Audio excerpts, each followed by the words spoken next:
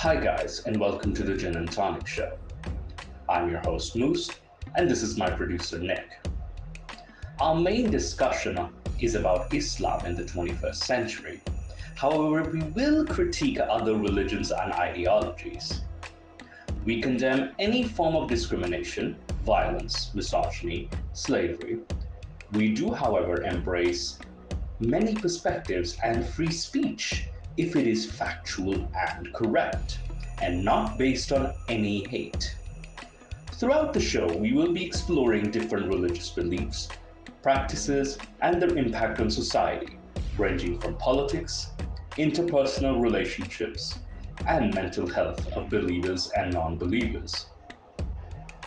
We hope to create an open dialogue for those who feel they're not heard, especially those who have doubts and have left their belief systems. If you are interested in exploring the complex topic of religion and wish to be part of an honest and open dialogue, this is the show for you. We also welcome feedback and discussion from our audience and listeners. The Gin and Tonic Show is a free speech platform where you can express your ideas without any fear of violence and repercussions or any consequences. Please do join our discussion in the live chat as well as the comments. Thank you for stopping by and enjoy the Gin and Tonic Show.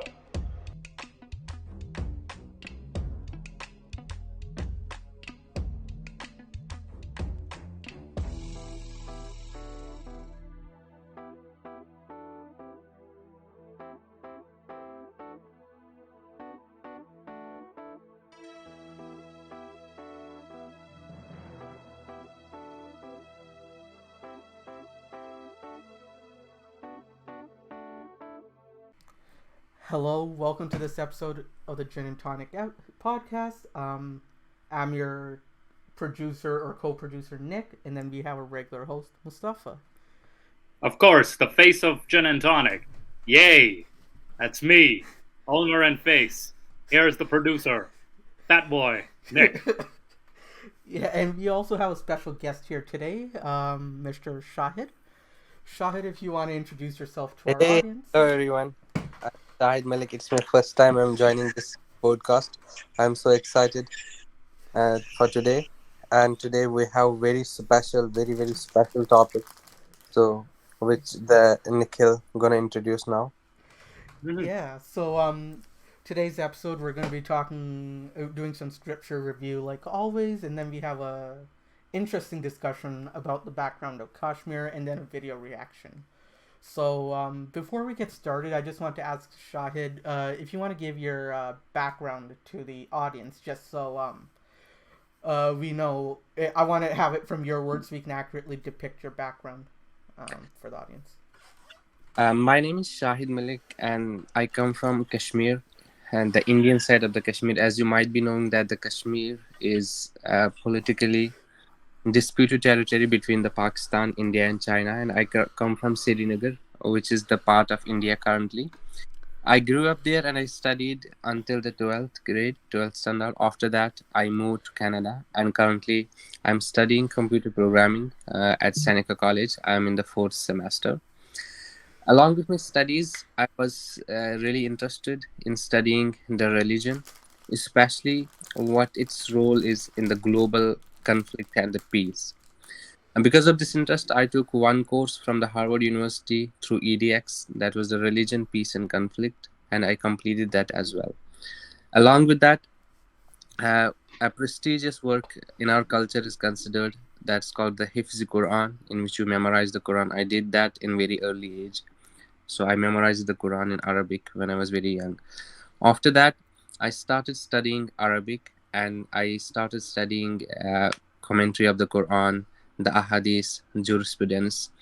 And as I was born in a region which was politically unstable and religion had great impact on that, then I started studying especially the role of religion in global peace and conflict.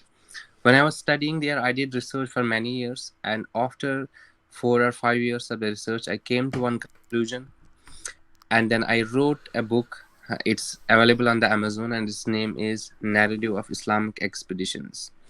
It primarily deals with the narratives which are so famous in Islamic theology since the 14th century, and how do they define their narratives regarding their political beliefs. So I will go to the book after this. That was the introduction from me.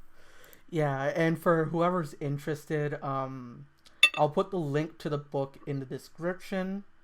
And I know Shahid does a lot of charity work, so I know that when you buy the book, the profits do go to help those that are needy around the world. I believe you mentioned you send money to Yemen right now for a lot of charity work. Yes. So the entire margin of my book and that I donate to the children who are affected by the war globally. Yeah. So on that note, let's get started. For today, for our scripture, I wanted to cover, because it is pertinent to our video and discussion later, I wanted to review Quran 9, chapter 9, verse 1 to 7 here. Okay, so you wanted to do the first 7 verses pretty much. Essentially, because ideally we would just be doing Quran verse 9:5, but we also want to get context as well, because that's one criticism people who, when we discuss religion, a lot of people say we're not discussing context, or we don't understand context, or it might not be the same context as relevant times. But obviously, for something like Quran verse 5, out of chapter 9, the context is also very important, and then the context doesn't also help as much as many people do wish. So let's go through that discussion. I'm sharing my screen. Let me know if you can see it. All right, and read the verses. Again, what I've noticed is that the declaration of, usually this is not in the Arabic. This is a declaration of in the brackets. Whatever is usually in the brackets is not part of the Arabic script, like the corpus. So this is Surah At-Tawbah. Allegedly, it's one of the, I think, the last chapters to enter the Quran during the time of Uthman. And it was also, it's allegedly, doesn't have a beginning or doesn't have an end. Like, that's what makes it unique amongst the 114 chapters of the Quran. So, okay, so you Before we get started, Shahid, do you have anything to say about what we said so far, or? No, you can just continue. So if I have any question, that will be at the end. All right. For sure, yeah. So, I apologize. I'm also eating too.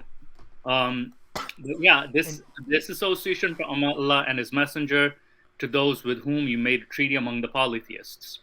Again, one thing I would want to ask would be, there were a lot of polytheist religions in Arabia when this was written. Allegedly revealed. Again, a lot of this is allegedly revealed, but this is based on the Islamic narrative. But no. I mean, like, when it was both written and or revealed, there were a lot of polytheists around the world, or absolutely. Bordering them as well. Because I know all the way, if there were a lot of conquests into Spain as well, and I know bordering them in the Iberian Peninsula were a lot of pagan gods as well, right? And then in Africa, they had a lot of pagan religions as well, individual tribal pagan religions, and then also in India, being the biggest pagan religion. Well, also keep in mind, even within Arabia too, you had the followers of Allat, Al-Uzza, and Manat, who used to exist within Arabia. Then you had the believers of Wad, the god Wad, the god Zunawas, I believe his name is Zunawas, Hubal. These pagan gods did exist, and they were part of the even there was other Middle Eastern gods that are actually, weirdly enough, what's his name? Now Musa. The Suwa, he's mentioned in Surah Nu.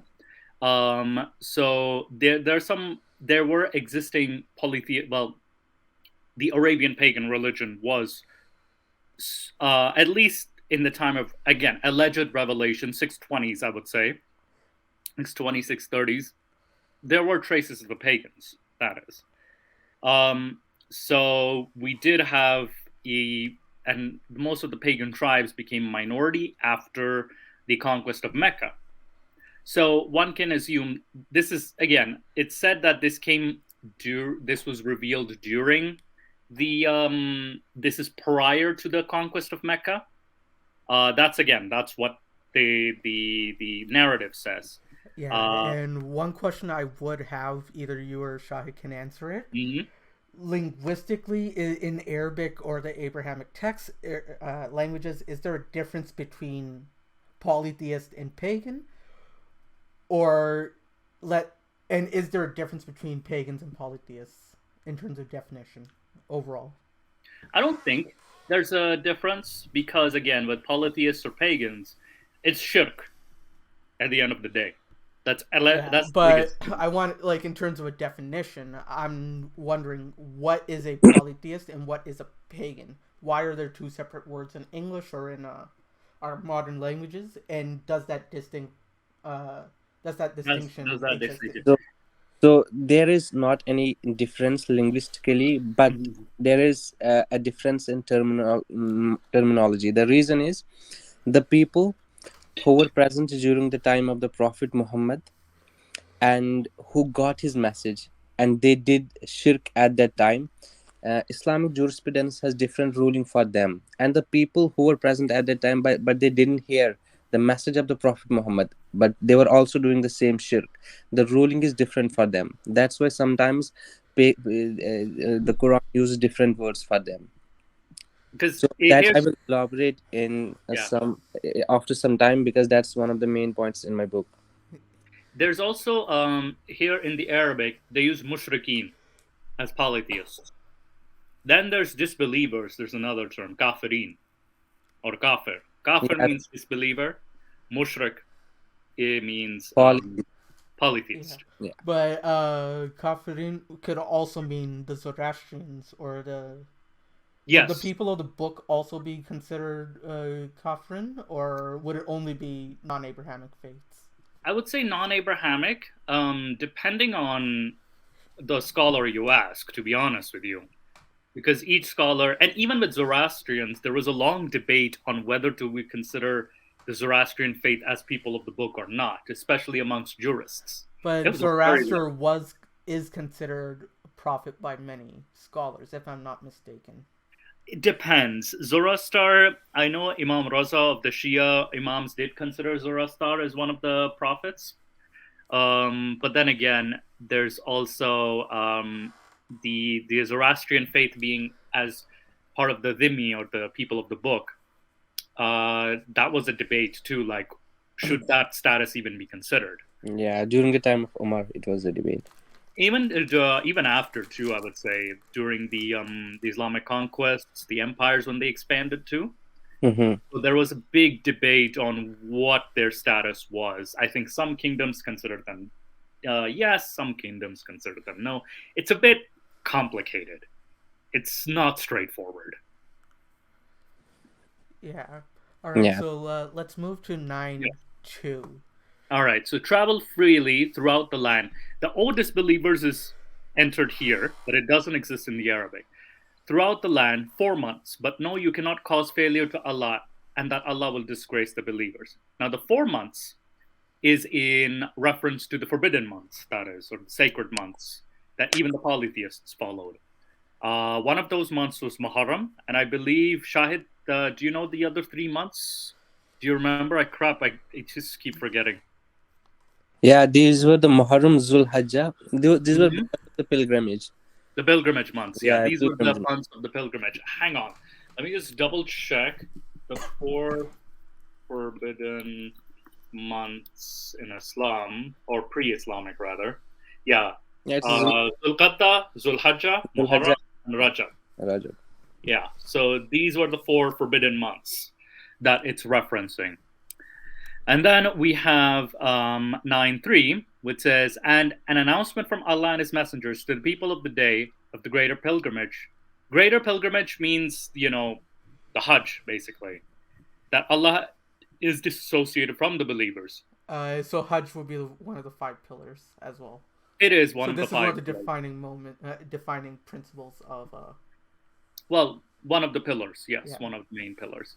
And from the disbelievers and His messengers. So if you repent, that is best for you. But if you turn away, then no, you will not cause failure to Allah, and give tidings to those who disbelieve of a painful punishment. Pretty much a threat of hell over here.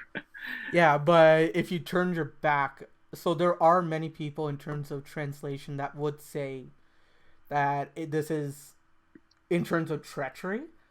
If you were because a caliphate is any religious-based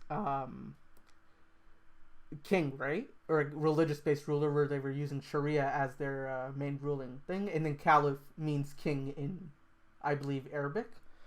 So ideally they would say that you were a traitor of the caliph. But in no translation did I find the word traitor. It just says if you turned your back. Yeah. There's that to the messenger and to Allah. Yep. There's no mention of being a traitor. It just says those who disbelieve. Yeah. And so to speak, it's telling people, oh, repent. If not, then screw you. Yeah, this is one thing that gets me because for the longest time I was told it was treachery, but when I tried to fact check that, nowhere could I find in any of whether it be Corpus or Shahid International or any of the actual long-standing or famous translations, does it actually full-on say treachery to the caliphate. Because they would have used a specific word for treachery. Yeah. Specific words. And also, throughout the Quran, we also have the term called hypocrites, which is the enemy within, too. Yeah. So that in itself has a separate topic altogether within the Quran. So disbelieving is a different category. Mushrik or shirk is a different category. What do you call it? The what? Munafiqun. Munafiqun. Yes. That's a different category. So there's different terminologies that they use, but treachery would be, what do you call it? It would have been very specific about it. Yeah, because in English, let's say for murder, there's a difference of assault, battery, murder, and self-defense and rape. In our laws, how you kill and why you killed or how you attempted to kill or whatever is clearly defined in various stages. So any framework of law, I'd assume that that difference would be made. And at this time as well, I'd assume all these scholars would also be making those distinctions. Yet I can't quite see that distinctions unless we're missing something. But the amount of research you and I would do. We can, once they're done with the verses, we can actually look at the tafsirs as well, too. Yeah. For sure, yeah. So what I'll do is once we're done looking through the verses, Moose, if you want to share your screen, we can look at the verses then. So I would like actually. Sorry to interrupt you. So I actually, once you finish reading these verses, then I would like to add some points because the context of these verses is related to my book and the topic. Yeah. So then I'm gonna keep some points in front of you. For sure. So what we'll do is we'll look at Shahid's points and then we'll go into the tafsirs. Is that okay with you, Moose? Yeah, that's perfectly fine with me. All right. Because again, so we can continue with the verses. Sure. So 9:4, accepted are those who made a treaty among the polytheists. Many reference this as the Treaty of Hudaybiyah. And then they had not been deficient toward you or anything, or supported anyone against you. So complete for them their treaty until their term has ended. Indeed, Allah loves the righteous. The who fear him is kind of inserted in the brackets. Go on, next one. Now, this is the famous one. And then when the sacred months have passed, then kill the polytheists, you will find them, capture them, and besiege them, and sit in them in wait for every place of ambush. But if they should repent, establish prayer, and give zakat, let them go. and on their way, Allah is forgiving. So here, it says here, once the sacred months have passed, which is the holy months, the 4 months, you can kill the polytheists wherever you can find them. So this treaty here would be the 4, and the term of this treaty would be the 4 months, right? So this is just the 4 months. Okay. And as even clarification as well. Yes. So capture them, besiege them, sit and wait for them. So it's capture them, besiege them, so you can besiege buildings, sit and wait for them in every place of ambush. So it is a very aggressive tactic that we have. But if they should repent, establish prayer. Repent meaning, hey, they're kind of converting to Islam. It's, and they give zakah. Zakah is basically the tax that you give. Because I want to clarify here as well, because there's a difference between the jizya and then there's the zakat, right? Zakat is a different. So if they say repent, they would pay the jizya as dhimmi. But the jizya is only applied to dhimmi. So that's why I'm saying, like, this isn't repent, this is convert, in essence. And in essence, you are converting by repenting. Because if they didn't convert, they would be paying jizya instead of the zakat. Mm-hmm. Exactly. So this and go down 9:6. We'll go for more further context. And if any of the polytheists seek your protection, then grant him protection, so that he may hear the words of Allah. Again, this was a condition. If he sought your protection, that is, then deliver him to the place of safety. Again, if he's not fighting you, that is, because they are the people who do not know. So if, this is a condition that is placed. If anyone seeks protection, that is. So he has to say, hey, I seek your protection. But ideally, so one thing that people will say is that if obviously they're being pillaged or conquered, they're going to say, protect me or forgive me or whatever it is, right? So obviously they're going to get protection at the end. Absolutely. It's like claiming sanctuary. So, you will surrender. You will surrender, especially in a warlike situation. Let's go to 9:7. How can there be for the polytheists a treaty in the sight of Allah and with His messenger, except for those whom you made the treaty at Al-Masjid Al-Haram? So as long as they are upright toward you, be upright to them. Indeed, Allah loves the righteous. Now, this is a very interesting place. No. Bring the verse back. Okay, one sec. If I share, cancel. All right, my internet wants to be. That's okay. I can share. So there's another thing that a lot of people don't know. What is Masjid Al-Haram? That is, the Masjid Al-Haram is the sacred mosque surrounding the Kaaba. So that is in itself, fighting was not allowed. Even pre-Islamic times, fighting was not allowed within those spaces. Heck, you could not even kill an animal within the jurisdiction of the Masjid Al-Haram.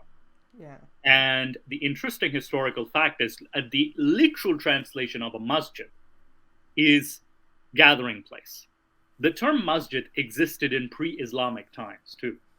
So this was not a unique term to Islam. And Masjid al-Haram means forbidden. And this is where the term forbidden comes from, haram comes from. So this was also called the forbidden gathering place. Forbidden gathering place because, again, you're forbidden to fight, you're forbidden to kill, etc. So if you made a treaty at Al-Masjid Al-Haram, so you made the treaty at this place. Because here it says, how can there be a treaty in the sight of Allah and with His messenger? So you cannot make a treaty with the polytheists except for those whom you made treaty at Al-Masjid Al-Haram. So, yeah. So I have a question as well. When they say His messenger, would they mean Prophet Muhammad, or would they be talking about all the prophets that Muhammad? Specifically, this is Muhammad. Okay, because I know all the other prophets are also messengers, like Adam, Noah, as well. So there's always there are people that always say there's corruption between of the previous prophets as well in terms of their message. So, yeah, but this one is specifically talking about Muhammad in terms of context. That is, if you want context. All right. Shahid. And Shahid, I think I'd like to hear the context of your book. That is. Yeah.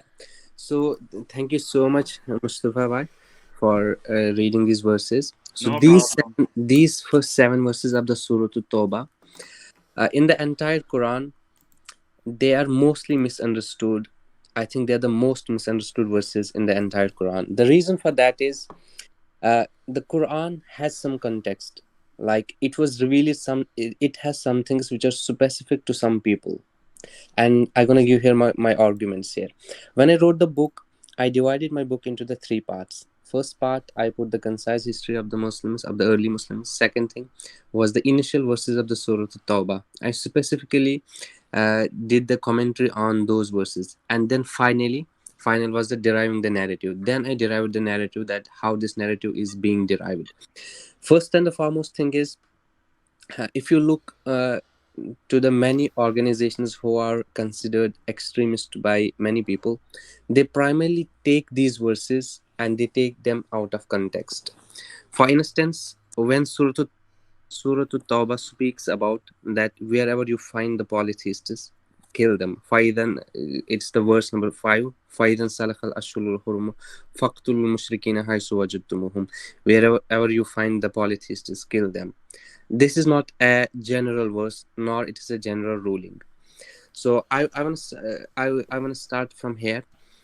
For any Islamic ruling, the primary thing when Muslims take any Islamic ruling or Islamic law, so primarily they derive it from the Quranic verse, then sayings of the Prophet Muhammad, and after that they take the life history of the Prophet Muhammad sallallahu alaihi wasallam. If he has done something, so they take that as a derivation of any law. My book primarily deals with the uh, narrative of expeditions. That means that if you have any Islamic state, then what will be the foreign policy of your Islamic state? And my the arguments which I made there, they are a little bit different. That my arguments are based on one Islamic ruling. So when I say here one Islamic ruling, my book targets to those people who are already believing in Islam, in the truthness of the Islam, and I derive my narratives according to their defined rules, what they define.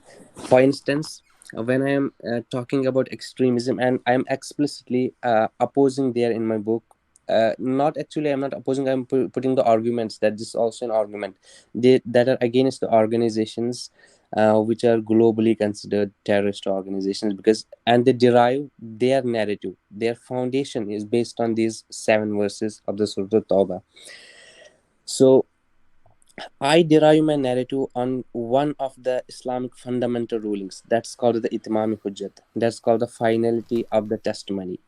What that ruling is, according to that ruling, in Surah Al-Dahar, Allah says that I have some sunnat. Those are called the sunnatullah, the rulings of the Allah.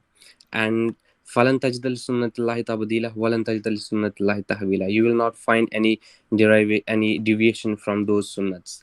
And one of the ruling in the Islam is that if any prophet comes to any nation, when prophet comes to any nation and when he declares the truth, after that itmam hujjah, the finality of the testimony happens to that nation. That nation doesn't have any excuse not to accept the prophet when a prophet comes in person to them. And if that nation accepts that prophet, and they are highly rewarded even in this world. Like usually the general ruling is that if you accept the teaching of the prophet, you will be rewarded after this life. But if when a prophet comes in person, the people who are his contemporary, if they accept him, they are rewarded in this world. And that's the reason the people who accepted the message of the Prophet Muhammad, they were given big empires as a gift. It's considered that was a gift from the Allah to them. Yeah, And so Shahid, I have a question if you don't mind me asking. yeah. So then why would there be a distinction for the Actually, Christians and Jews yeah, who that's have their own that, prophets? that's what I'm going there. So I'm building here the narrative that how will we translate Christians. these verses and how will we define them. So I'm building the narrative that how will we understand these verses. And second thing is, if the people during the lifespan of the Prophet Muhammad, they do not accept him, the punishment which according to the Quran was for them after the life, some is some kind of the punishment, some percentage of the punishment is given to them in this world. And that's the reason that Quran defines that Qawmi Ad, the nation of Ad, the nation of Sumud, some of were drowned, some of were hidden by stones, and there were many calamities which came to the nations of the prophets who did not accept them. The reason behind that was this Sunnati Ilahi. That's the finality of the testimony. If you deny the prophet in his life, you will get some punishment. So as far as the nation of the prophet Muhammad is concerned, so we have to understand that what were the punishments and what were the rewards which were given to those people who accepted Prophet Muhammad and who denied him. As we know, as Quran mentions, the previous nations, some were drowned in water, some were there were some were earthquakes or something, but we know there was nothing like that to the Prophet Muhammad. That is in itself defined in the Surah At-Tawbah. Allah says, وَيُعَذِّبُكُمْ بِأَيْدِيكُمْ. Allah says, according to my sunnat ilahi, according to my this ruling, if you do not accept the Prophet Muhammad, yu'azzibukum bi'aydikum, the punishment for you will be by the hands of the Prophet Muhammad and his followers. So it's only for those people who are the contemporary of the Prophet Muhammad, who understand the message and then they deny. When Surah Tawbah was revealed, it was specifically to those people who were the contemporary of the Prophet Muhammad, who understood that he was the true prophet, and then he denied him. So whenever we read these verses, I will again read these verses which we read right now. It's only for those people who are contemporary to the Prophet Muhammad. We cannot make a general statement right now, like many organizations, Islamic organizations, extremist Islamic organizations made right now. Like it says, this verse, فَإِذَا انْسَلَخَ الْأَشْهُرُ الْحُرُمُ فَاقْتُلُوا الْمُشْرِكِينَ حَيْثُ وَجَدتُّمُوهُم, that when the months of the Hurum will, after these months, find the mushrikun polytheists wherever you find them, then kill them. It was specifically to those people. Similarly, for the Ahli Kitab, who are the Jews and the Christians, for them the ruling is different, a little bit different. The people who were present at that time, Jews and Christians who accepted him, they were given one more chance. Like they were being said at the time that if you don't want to accept him, you can pay jizya and you can live as a second class citizens. But this choice was not given to the polytheists at that time. So I'm not sure, can I speak these things a little bit sensitive here? Sure. We're a free speech platform, so as we long can as you speak, don't, right? the only thing that we say is don't incite violence, so don't incite a crime by saying go kill this person or something. But it's actually, outside of that, everything else is good. So no, that's not the thing. The genre of my book is the peace. So I'm promoter of the global peace. Some of the organizations, unfortunately, when we look at their narrative, they base their narratives on these verses of the Surah Tawbah by generalizing them. They say, according to their ideology, it's mandatory for Muslims to create a nation which is an Islamic nation, and after that we have to expand it as much as possible. Here happens, as I mentioned earlier, that in Islam, people take the narrative, the derivation of their law and rulings from the Quran, then from the Sunnah, and then from the life history of the Prophet Muhammad. For the foreign expeditions of the state, for their ideal state to expand it, they take the derivation from the life history of the Prophet Muhammad and the life history of the Caliphate. During the end years of the Prophet Muhammad, he launched an expedition against the Byzantine Empire. And during the reign of the Abu Bakr Siddiq and Umar al-Faruq and Usman ibn Affan, they launched an expedition against the Byzantine Empire and Sassanid Empire. These were the two greatest empires at that time, which were surrounding the Muslim Empire. They launched an expedition against them, and in 12 years, they completely eliminated Sassanid Empire and they carved Byzantine Empire into half. So some Muslims currently, they take this derivation that if we have power, then we will give the choices to other nations. Either you have to accept Islam, or you have to pay jizya, or you have to be ready for war. There is not any fourth option. When when the caliphate did these things to the Sassanid Empire and Byzantine Empire, they were telling them that you have to accept Islam, or you have to pay jizya, or you have to be ready for war.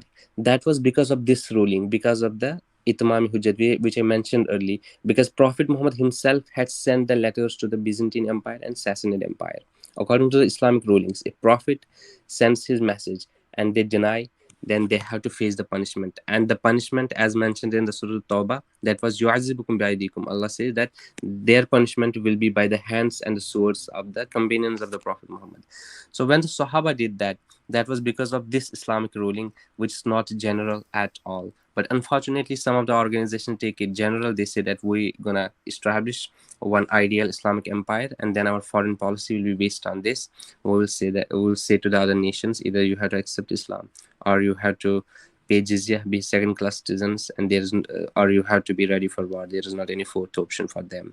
So I emphasize here, according to their jurisprudence, they are going against their jurisprudence when they are generalizing these verses. Yeah. So Now, at this point, I Musa, have if you a have any questions.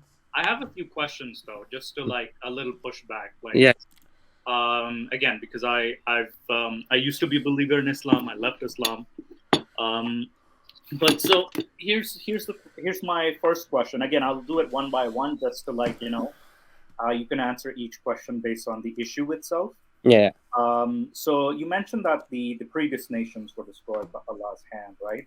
Yeah. But why the sudden shift by Allah from destroying it from Himself, that is, using earthquakes and rain and whatnot, to like the hands of His believers? Why the sudden shift? Yeah, there is not any specific reason mentioned for that, but there these kind of the punishments, they were changing according to the Islamic beliefs. Because when I'm presenting the book, I'm not presenting as a Muslim. I'm presenting as an independent scholar who read their theology. It is present Itmam Hujjat in the jurisprudence of the Muslims. So there is not any reason which I found, because this was the question which I asked myself before, that why the shift was happened. Then I found that there were different punishments to the different nations, and it was one of them. There's not any specific reason for that. So so you're saying the most specific reason from shifting from, let's just say, the plagues to the hands of the believers, because that does sound. But it's not the first time to the nation of the Banu Israel. It's also mentioned that they will be. It's mentioned in the Suratul Banu Israel. Asa Rabbukum Ayyaramkum. It actually mentions that the Banu Israel, when they rejected what they were asked to do, they will be punished twice. And once they were, it's mentioned in the Suratul Bani Israel that they will be punished twice by the people. And initially they were punished by the Titus, according to them, when Titus attacked them. And second one was by Nebuchadnezzar, when he attacked the Palestine, Jerusalem actually at that time. So this punishment by other nations to the people by other people, that was not the first time to that nation. It happened before to Banu Israel as well.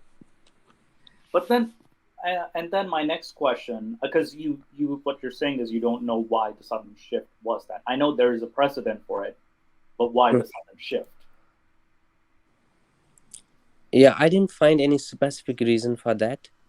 Yeah, we can logically derive some, but as I told you early, and that I'm only focusing, because I'm addressing the Muslims, so I have to focus according to them, how they derive the narratives, how they derive the law.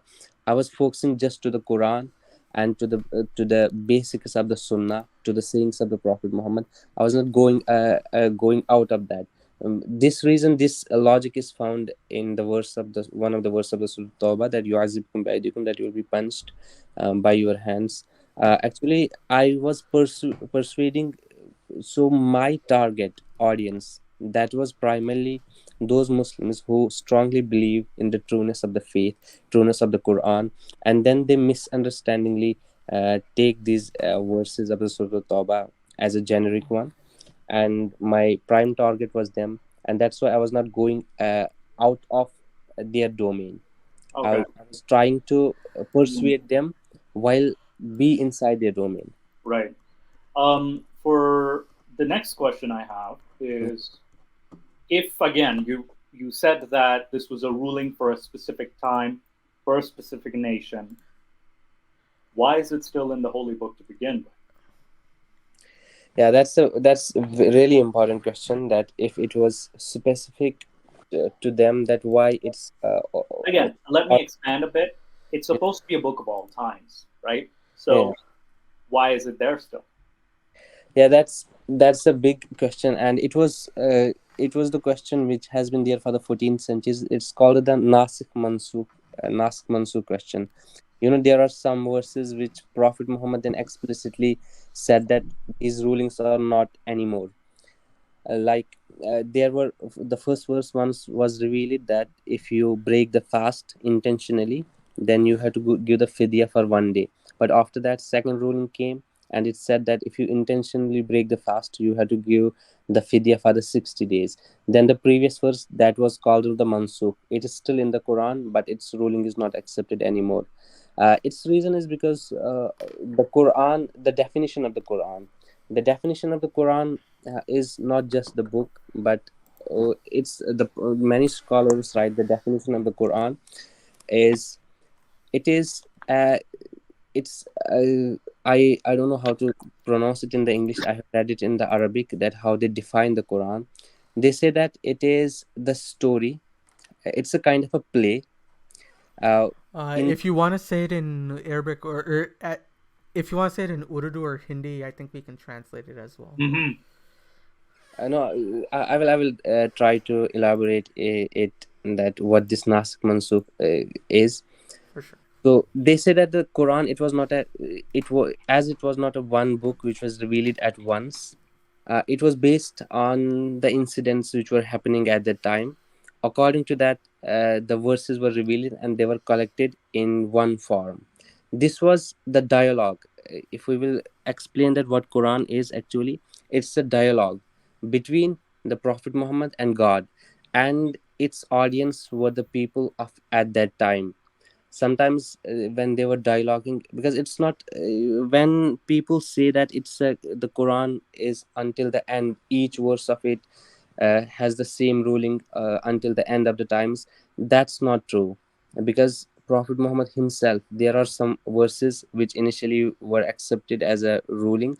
After that, they were not, because another verse revealed which was a different one, and the initial one that was I dismissed. think you're talking about manumission of verses. That is that what you're saying? Yeah. I'm saying about the Nasikh Mansukh, which happens the first one verse was revealed that speaks about any ruling, then that ruling was changed, but that verse remained there. So simply, if we will, I yeah, can kind of focus the question. yeah, The question is, if those verses were, let's just say, no longer apply, why hmm keep them there then? because the Quran, it's a dialogue. Whatever happened there, this all dialogue was preserved. It was So not the only the rulings which only the things which you have to follow. This was not the compilation of only those things. It was the entire dialogue which happened at that time between the Prophet Muhammad and the Almighty God, according to the But many. think of it logically. Think of it logically. Mhm. If it's supposed to be a sort of like a teaching manual, for example, Yeah. why keep the old, outdated stuff? So, or at least we can specify. Yeah. So like that's where my question would be, because I know that many people who would be reading and such that would don't have the same literacy rate to research this or don't have the time to research it or don't have the effort to research it further and such. They would have to follow this quite strictly, right? So why isn't it clear or more clear for all people, to be able to understand that rather than having to search so deep to be able to figure that out? Yeah, that's the thing. The the thing which I found about this question is When Islam defines in itself, it doesn't say that it's just something new which will teach you from the basics everything. It just says that this is the final renunciation of the religion which has been on the face of the earth since the Adam. If you will look at some of the verses like Suratul Yusuf, whenever there is any story which is explicitly mentioned in the Torah or Zabur, so Quran speaks those things. He skips that things. That means you can read that from any other things. Uh, if it was the religion like which if the Prophet Muhammad had started the religion from the basics, then it might be the necessity at the time that you have to explain everything from the basics. But it says that it's only the final revelation. It's not the first one. So when it speaks about the deen, it does, like if it speaks about the salat namaz, it doesn't define the namaz for us because people knew at the time what it is. Because it says many times that it's the continuation of the deen of the Ibrahim, the deen which was there before since the Prophet Ibrahim. It's the final version of that. So it doesn't elaborate everything for you, because if it will elaborate everything, that it could have been the book of the 5-6,000 pages. Yeah. So yeah. Oh, and also Moose. We're at the 45-minute mark so far. So why don't we ask one more question to Shahid regarding this, and we can move on to the actual meat of the episode. Okay. I know my next question was going to push you a bit further. Mhm. I'll ask you this question then. So, let's just, for example, say that even the message given to a polytheist, for example, they didn't reject it because they saw the truth in it, but rather they had doubts or they just didn't buy it based on the evidence. Why such a harsh punishment for those who reject it, not because they're horrible human beings, but that they just don't buy it? For that, there is a general ruling currently in Islam, because there is a one thing, like if there were people like that who didn't accept Islam because they had some doubts, the general ruling is, if there Not is, some doubts. They had a lot of doubts yeah, that's, about the truthfulness of Muhammad. Because let's face it, someone prophet came in front of me, claimed to be a final prophet, and I'm like, I don't buy it. So I'm kind of putting myself in their shoes. So why such a harsh ruling for those who, using their human reasoning, using their human logical reasoning, came to that conclusion? Why such a harsh punishment? I would give a good metaphor for this. In India, for example, there's many people that come out as Babas and such and say that they're an avatar of God and such. And the general consensus in India is that these guys are lunatics, right? So an average person will think if someone says that they're an avatar of God or a messenger of God or someone getting from a god, an average person is going to think that this person isn't speaking the truth. And unless you convince them and answer all their questions, it's not going to happen. We can see that as a metaphor in India with the fake Babas and the gurus and such in Hinduism.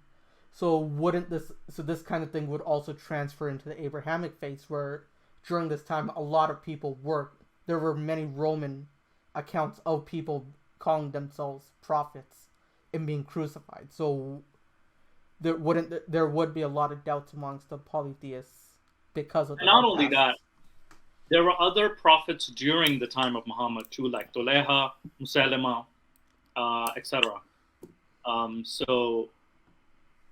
Because this would given be that our question. So I think there's like a bunch of people claiming to be prophets. Who's right?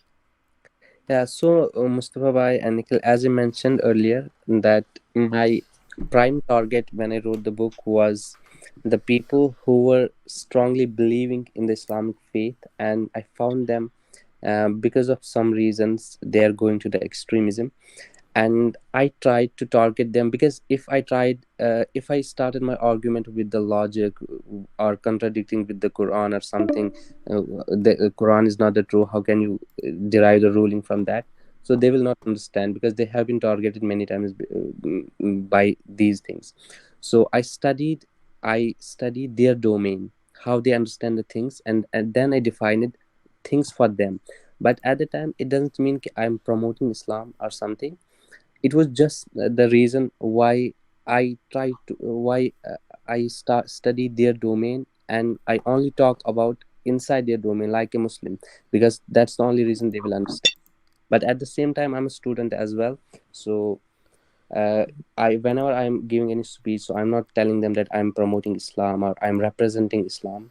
Yeah. uh, Yeah. Oh, and one small announcement for those on the screen, they'll probably I'm see it. just, yeah.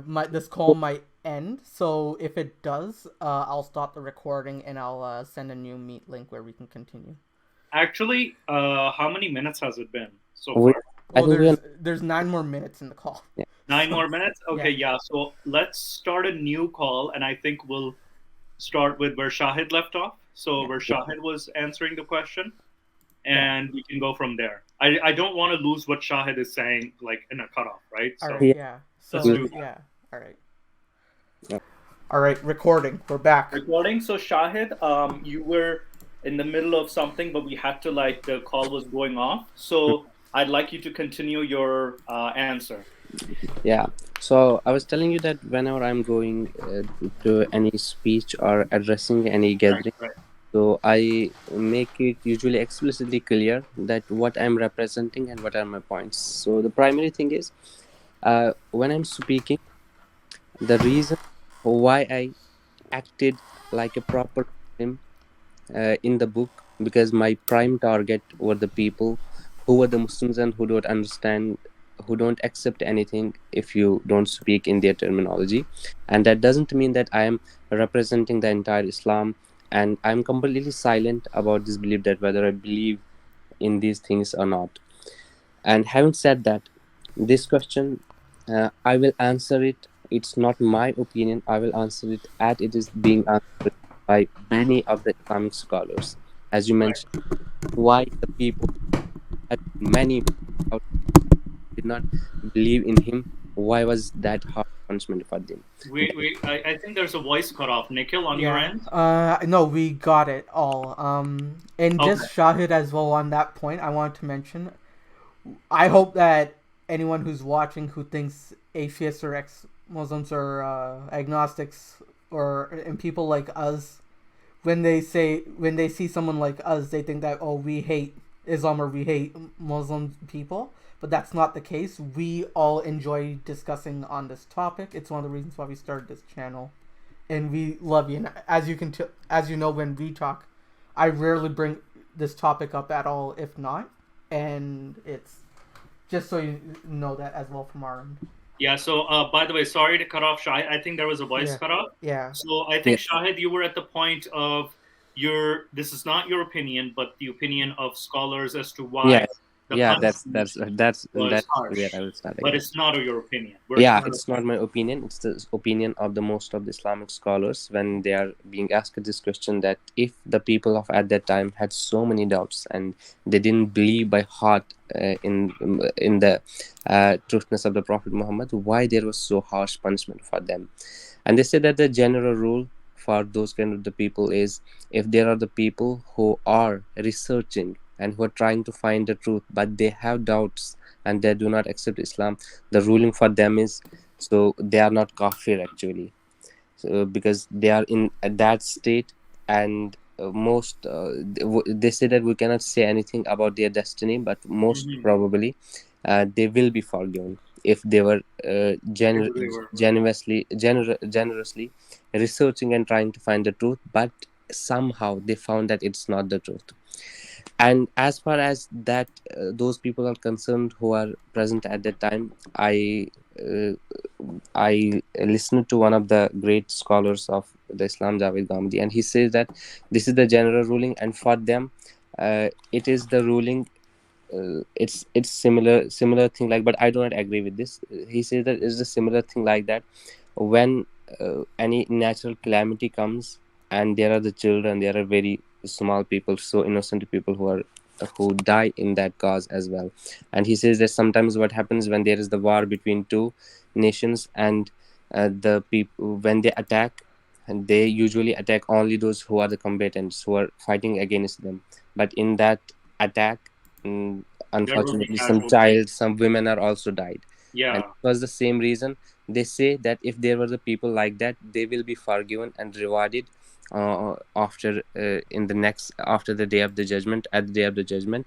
But in this world they died because of this natural ruling which happens everywhere. And I hear that you personally don't agree with this.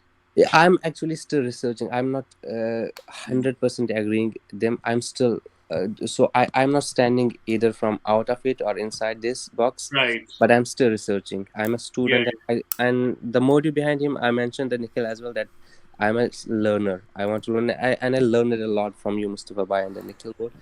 The complete learner still, and I do not have any proper opinion of mine. I am just saying that what their opinion is.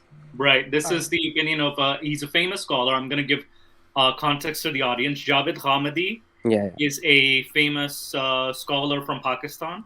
And I want to add here one thing.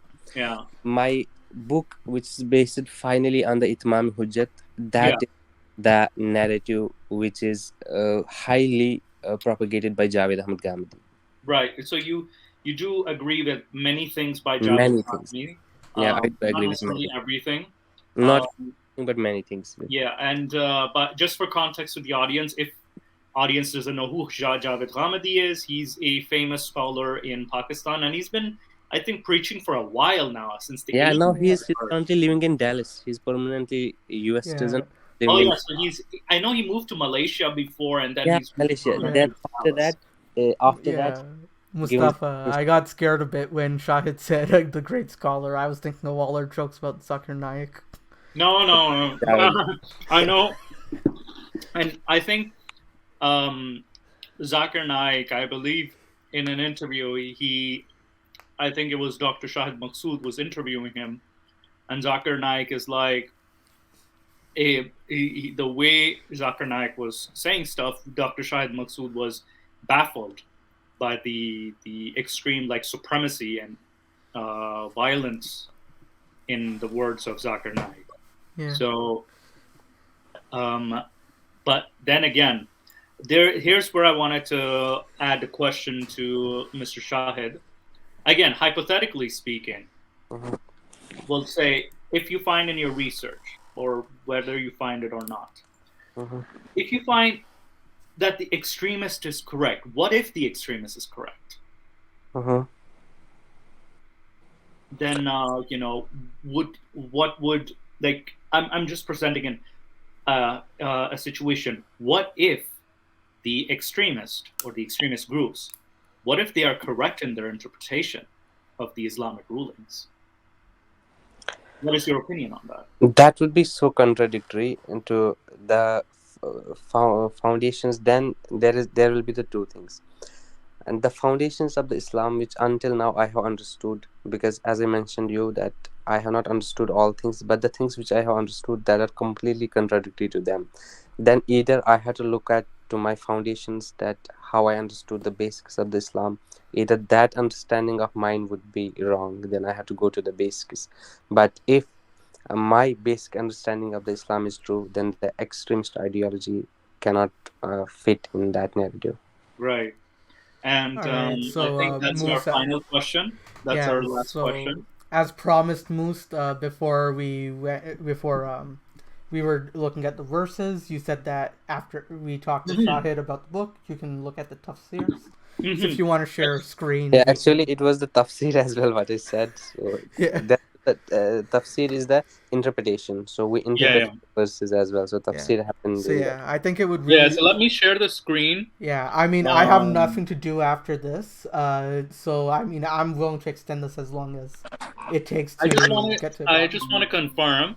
Can you guys see this? Yes, I'm able to see it. Okay. In case anybody can't read this, there's 1, 2, 3, 4, 5 more. So 5 tafsirs that are presented. By the way, zoomed it out for the audience because they don't need to see. I don't know about you, Moose. You're pretty, but I don't need to see my ugly face. So as long as.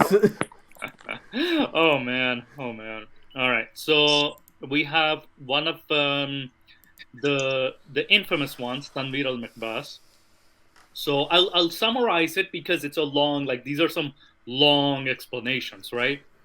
So So how about we read 2 or 3 of them? yeah, No, yeah. As well. We'll read the more famous ones. Mustafa, have We'll you read the read more them? famous.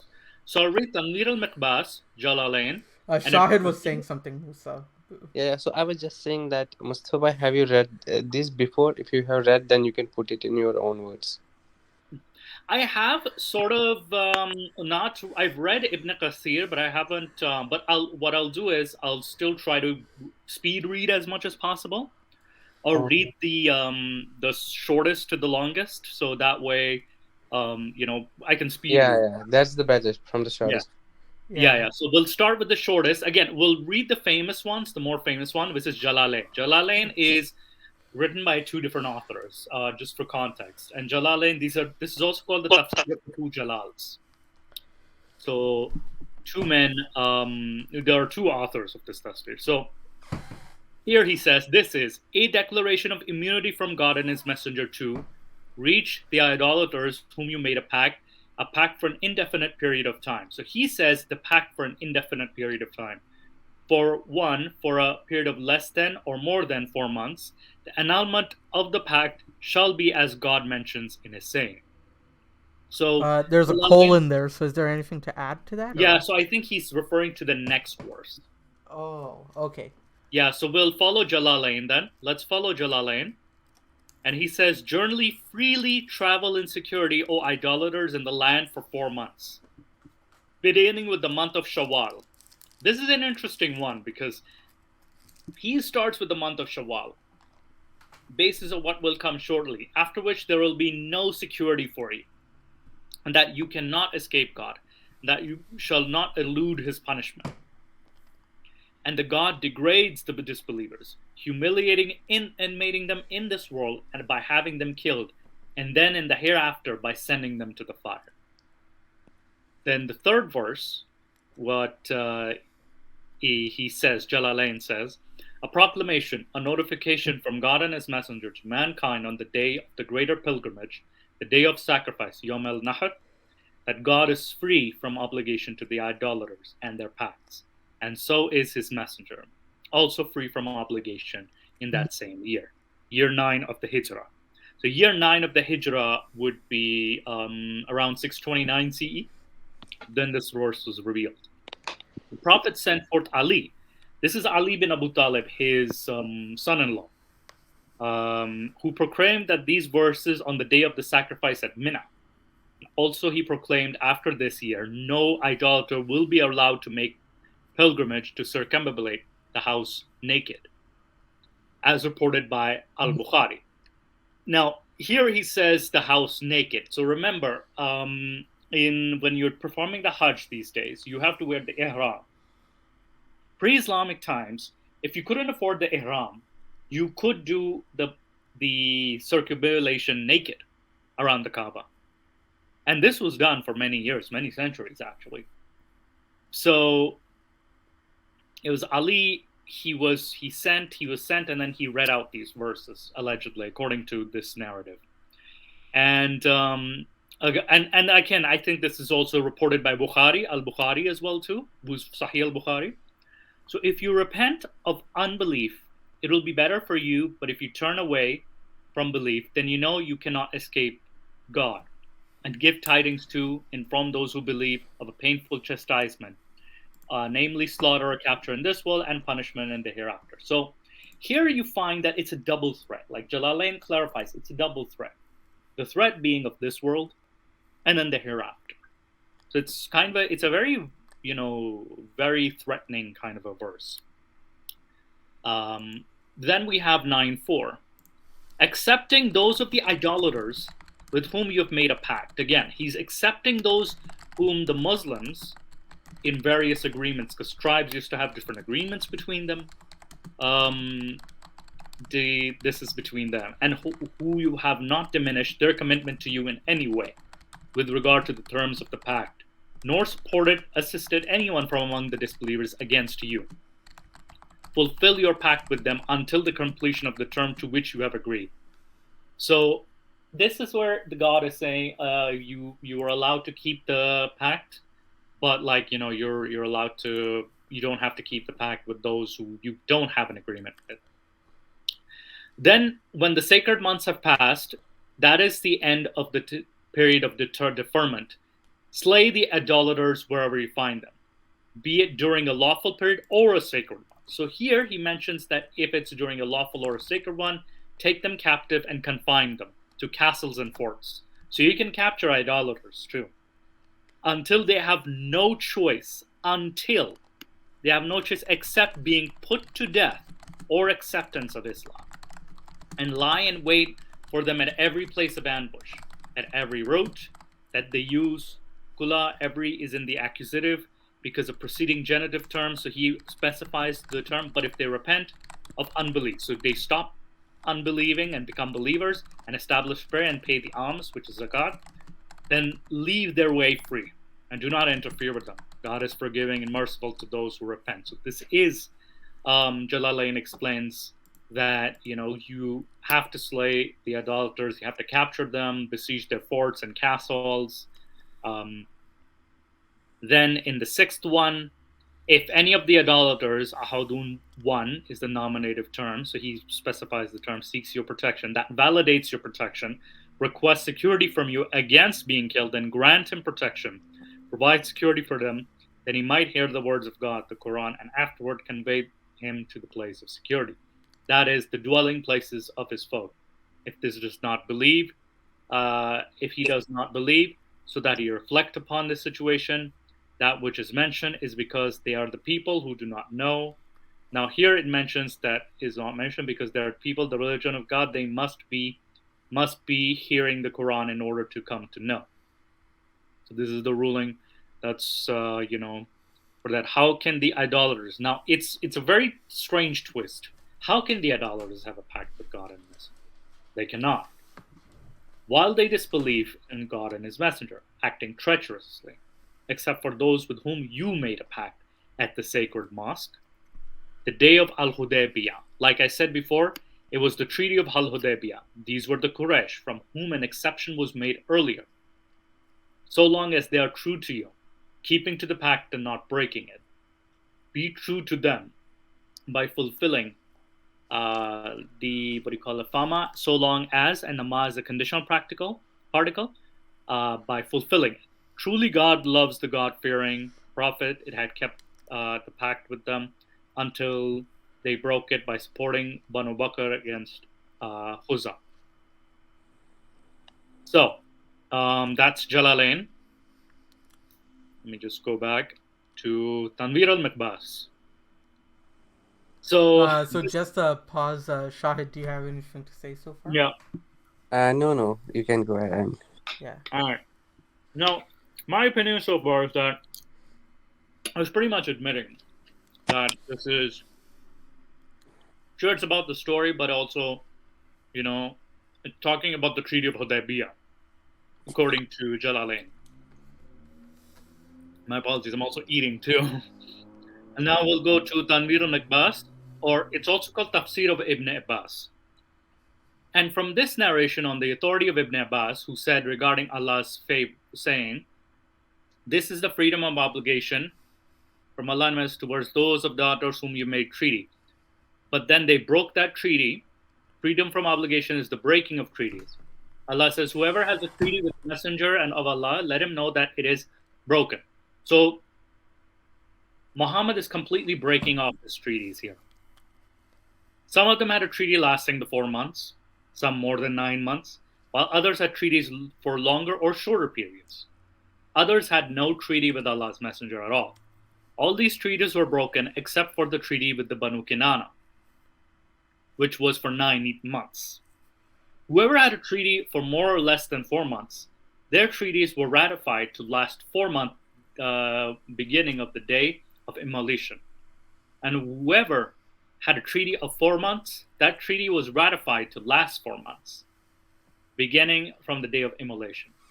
Those who had a treaty of 9 months, their treaties were left as they were, while those who did not sign any treaty were granted one of 50 days, beginning from the day of immolation, until the departure of the person who was in a state of ritual consecration. So, Then Allah said to them, travel freely in the land, move about in the land beginning from the day of immolation, 4 months safe from being killed because of the treaty. O disbelievers, that ye cannot escape Allah, that you cannot escape Allah's punishment by being killed after the lapse of the 4 months. He will punish the disbelievers after the 4 months by subjecting them to death. So Allah is using the believers as a means to kill disbelievers, punish them. And a proclamation from Allah. That is the declaration from Allah. All men on the day of the greater pilgrimage, on the day of immolation, that Allah is free from the obligation to the idolaters, their religion and the treaties they broke. And so is his messengers. He is also free from obligation to them. So if you repent from idolatry and believe in Allah and Muhammad as well as the Quran, it'll be better for you than idolatry. But if you have faith and repentance, then know, O idolaters, that ye cannot escape. You cannot escape his punishment. Give tidings, O Muhammad, of a painful doom to those who disbelieve, that they will be killed after the elapse of 4 months. So you see, kind of like, it's consistent that there is the threat. Except those of the idolaters whom the Muslims have a treaty, which is the Banu Kinana after the year of Al-Hudaybiyah. So it mentions Al-Hudaybiyah again. And you have since abated nothing of your right. Who did they? They did not break their treaties, except those who had a 9-month treaty of your enemies. Fulfill their treaty, 9 months. Though Allah loveth those who keep their duty unto him by not breaking their treaties. So again, if there were existing agreements, then you're not supposed to break existing agreements. Now, here it changes a bit because it says here that when the sacrament, then after the day of immolation, when the month of Muharram passes, slay the idolaters. So Muharram was the important month here, whose treaty is for 50 days, wherever you find them, whether in the sacred precinct or outside. So here, Tanwir al-Makbas says that it's whether in the sacred precinct or outside of it, it doesn't matter. You can kill them. During the sacred months or at any other time. After the time has passed, even now you can kill them during the sacred months and in their sacred precinct as well. And besiege their homes and prepare for them each ambush. So you're even besieging homes as well, too. This is a home invasion right here. You can capture them, prison them. On every road they treat for trade. But if they repent from idolatry and believe in Allah and acknowledge the 5 daily prayers and pay their poor due, acknowledge the payment of the poor due, then leave their way free. They wish to go on the house of Allah. He forgives whoever repents towards whosoever dies in the state of repentance.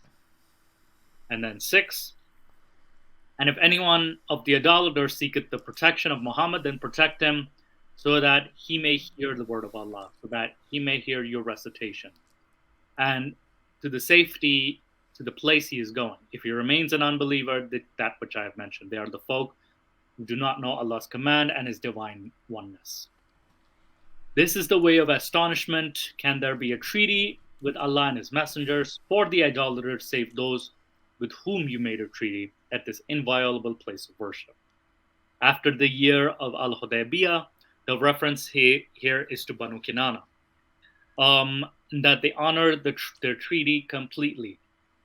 Love Allah for those who keep their duty and abstain from breaking their treaties. Now, these are the 2 tafsirs we have just read. Nick, do you have any questions? So far, none. What we can do is, if you stop sharing, I'll start the video. But in the meantime, if Shahid has any questions, we can. No, I don't have any questions. Yeah. So my analysis of this is that it's basically like 2 different tafsirs, pretty much saying that you can besiege homes, you can besiege castles and whatnot. Pretty much a threat. So that's the like, even if you apply this today, like, why would Allah have this even today, right? Even if it's for a specific time.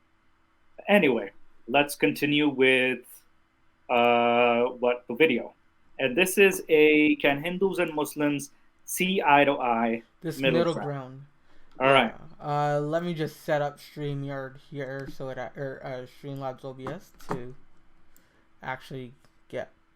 And if anyone wants to say something, like, we can pause, because again, we can't continuously play a video because again we'll be flagged for copyrights. Yeah, let me present a tab. So if I share my window,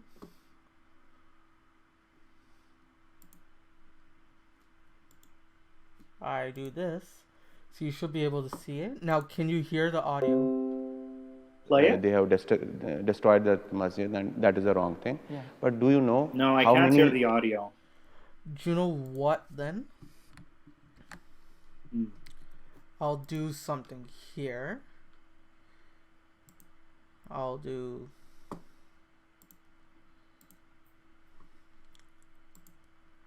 Weren't we supposed to talk about the Kashmir issue, generally? Yeah, because that's the beginning of this video. So the first thing that this guy talks about is that issue.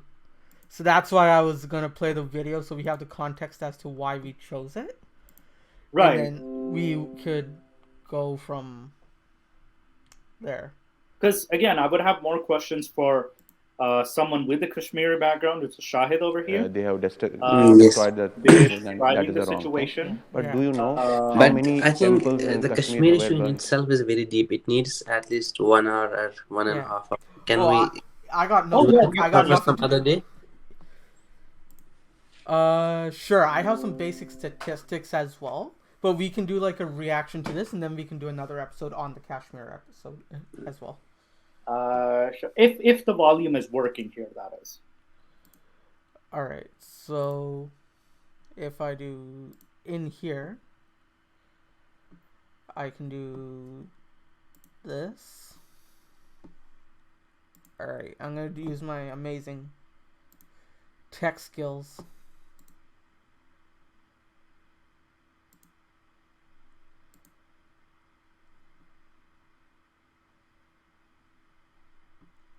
All right. So I'll do a new source, add here.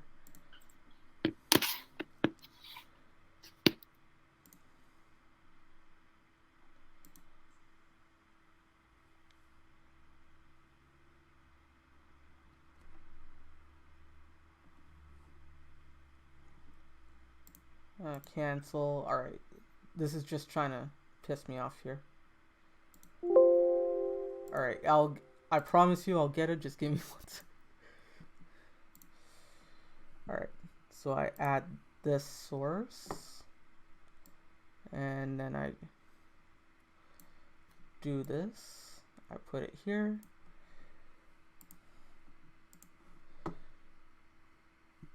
I go here and I share this tab. All right. So now you guys should be able to hear this video. Share tab audio. Now, let me play it here. Now, I've been watching all these hilarious South Indian movies where they just make you cry in terms of the bad acting. Right. Religious movies. So we might have to react to one of those later. Oh, no. They have Can you hear it now? destroyed that masjid, Yeah. and that is a wrong thing. All right. So let me take this here.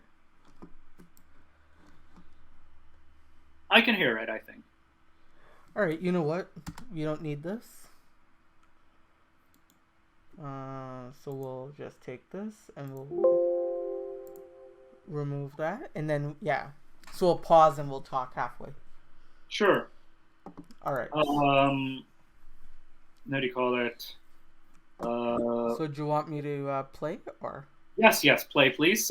Play from the start. Yeah. But do you... Yeah. They have destroyed that masjid, and that is a wrong thing. Yeah. But do you know how many temples in Kashmir were burnt? 350 temples. Are we settling scores? No. Hindus and Muslims are like the Montagues. Okay, so this guy I actually saw live, but The point on that guy, his father or uncle was actually a Kashmiri pundit, so that's why Right. he's so mad. Just as a background for Well, whoever's and keep in watching. mind though, but he's applying a fallacy. It's called the whataboutism fallacy. Yeah, that's what I was gonna say as well, because Yeah. demolishing It's a site of prayer is not yes. okay for any side. Yeah. Again, I'm anti-religion myself, but I do not promote this practice of, hey, just because one side did it, the other side is justified. Two wrongs don't make a right. If Yeah. you destroy a masjid or if you destroy a temple, they're both equally horrible. Shahid, you have something to say? Yeah, absolutely. That's the thing. There were unfortunate, very, very unfortunate incidents in 1991 and during the exodus of the Kashmiri Pandits. Yeah.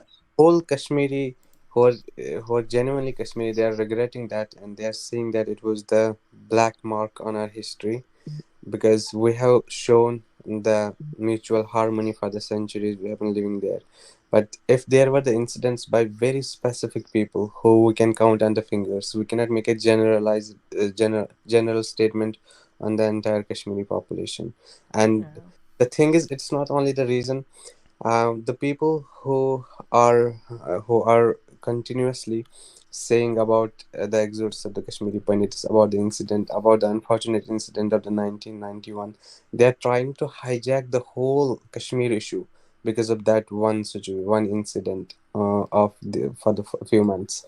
There has been the human rights violation from the 1947 until now, and there are the reports of the Amnesty International, United Nations, Yeah. and the report that more than 100,000 people have been persecuted by the Indian army there. Yes. Yes. They All right. sometimes So one thing, like as well, that uh, we also, so I want to mention, to be clear, there was a lot of atrocities on both sides that did happen, which I'm not gonna even start to say is wrong. But one thing that we would need to remember is that Kashmir is an area of culture for a lot of religious acts, like Buddhism was found. So that region of the Himalayan mountains, that's where Buddhism started. The Indus Valley civilization, with the first depictions of Hinduism, started there 5,000 years ago. A lot of Jainism, a lot of the Jain monks go to Kashmir for their penance. So it's been a religious stronghold for a long time, and a lot of the action that does take place happens because, well, for power, and in many places, religion is used as a way to control people, whatever that religion is, and that's the harsh reality. So that's one thing that we have to put in there, that saying that religion doesn't play a part in Kashmir is not going to be. It's not entirely inaccurate, because what Shahid was saying is that how I understand what he's saying is that many people have completely microscopically focused on that one incident, which is the exodus of the Pandits, and they have weaponized it as a means of. It's also being used as a weapon of discrimination against general Kashmiri Muslims. Is that what you're saying, Mr. Shahid? that's what I'm saying. Yes. And about the Kashmiri, when we're speaking, I know, as Nikhil said, that the religion plays a prominent role, but when we're speaking about the Kashmiri people, the struggle for the Kashmiri people, it's not the religious one, but it's the political one. And the Hindus and the Muslims, they're united in that state, most of them. And when we speak about the persecution, we do not specifically speak about the persecution of the Muslims, we speak about the persecution of the Hindus, of the Kashmiris as well, because the primary reason, which is the reason for the instability in the Kashmir, that's the incident of the 47, which was the accession of the Kashmir to the India, and at that Jawaharlal Nehru, he signed an agreement with the Kashmiri people that temporarily gonna put our military inside the Kashmir. When peace will be restored and we will have the plebiscite, then the Kashmiri people will be given the choice to decide their destiny, whether they're gonna accede with the India or Pakistan, or they're gonna be remain an independent. And after that, Jawaharlal Nehru himself, he took that case to the United Nations, and several United Nations resolutions which says that the right to self-determination is the fundamental right for the Kashmiri people, and which we have to give to them. And whenever the United Nations tried to hold the elections there, so something happened either from the Pakistan or from India, and in between the Kashmiri people are being persecuted for 47. And do you feel that whenever there has been some form of way to get the opinion of the Kashmiri people, for example, you say that it's being sabotaged? Is that what you're? Yeah, No. Okay. that's what I'm saying. So Mm-hmm. some people are trying to make it Hindu Muslim, but that's not actually. If you are from the Kashmir and if you have lived there and if you know the ground reality, Right. that's not the thing. And I have so many examples Mm-hmm. where the Kashmiri people share so much strong empathy bond for the Kashmiri Pandits who are expelled from there. And whenever they visit back to the Kashmir, and I can see the affection and how the Kashmiri people are literally crying in the affection of them. And the people who are responsible of for their exodus, they're very few. We can count them on the fingers, and that's not the general opinion of the Kashmiri entire Kashmiri region. That Yeah. yeah, And that's what. one thing I also have to mention as well is that the geopolitical aspect of this plays in as a huge factor. Shahid, you read the script. I was working for that web series. Yeah. Some of the research I did on this conflict itself, America's playing the media like a fiddle here. Where both sides, so there's three fronts to this, whether it be Pakistan, India, or the Jammu and Kashmir Liberation Force. All three of these groups, the militants in each, whether it be from Pakistan or the paramilitary activity in the Kashmir area or India, receive in the tens of billions of dollars worth of weaponry and cash to continue to fund the aggressions on all sides. I have the exact statistics I'm using for my script. I don't know where they are right now, but I put them in the description when I find them. I think, when we find them, we can put them in the description, the statistics. That way, we know that the audience can know, hey, we're not making the shit up. Yeah. So the geopolitical aspect is the back. So with Shahid, you're in the programming side. So the back end, the database, is this money. And then the front end, they'll use as a different thing. And that's how they play it in the media. And what you see until a certain point, journalism was preaching the truth. But nowadays, journalism is preaching whatever politician who's paying them truth is, or what their script is. It's every politician in India or Pakistan has their own news network. They all sing their own songs that the politician wants them to sing to make them money. Whatever lobbyists get money to play their song on the channel, that's what's being played. So to find the accurate information on what exactly is going on in the ground reality, like what Shahid said, is extremely difficult, and due to the sensitivity of the topic, me even saying this, where I'm not going to fault one person, will get me in a lot of trouble, just because they say you have to fault one person because of what media is saying. Really? So it's that bad, eh? Yeah. Wow. Shahid, is there anything you want to add to what I said, or? Yeah, that's absolutely right. So that's. All right, let's continue with the video. And Capulets of India. We've been warring for centuries. That's a very good comparison. What were you saying? The Montagues and the Capulets are like the warring families of Romeo and Juliet. Oh, yeah.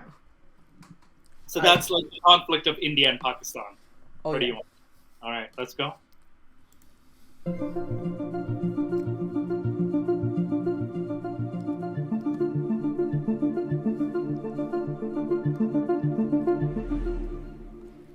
Growing up, I was taught to stay away from the other side.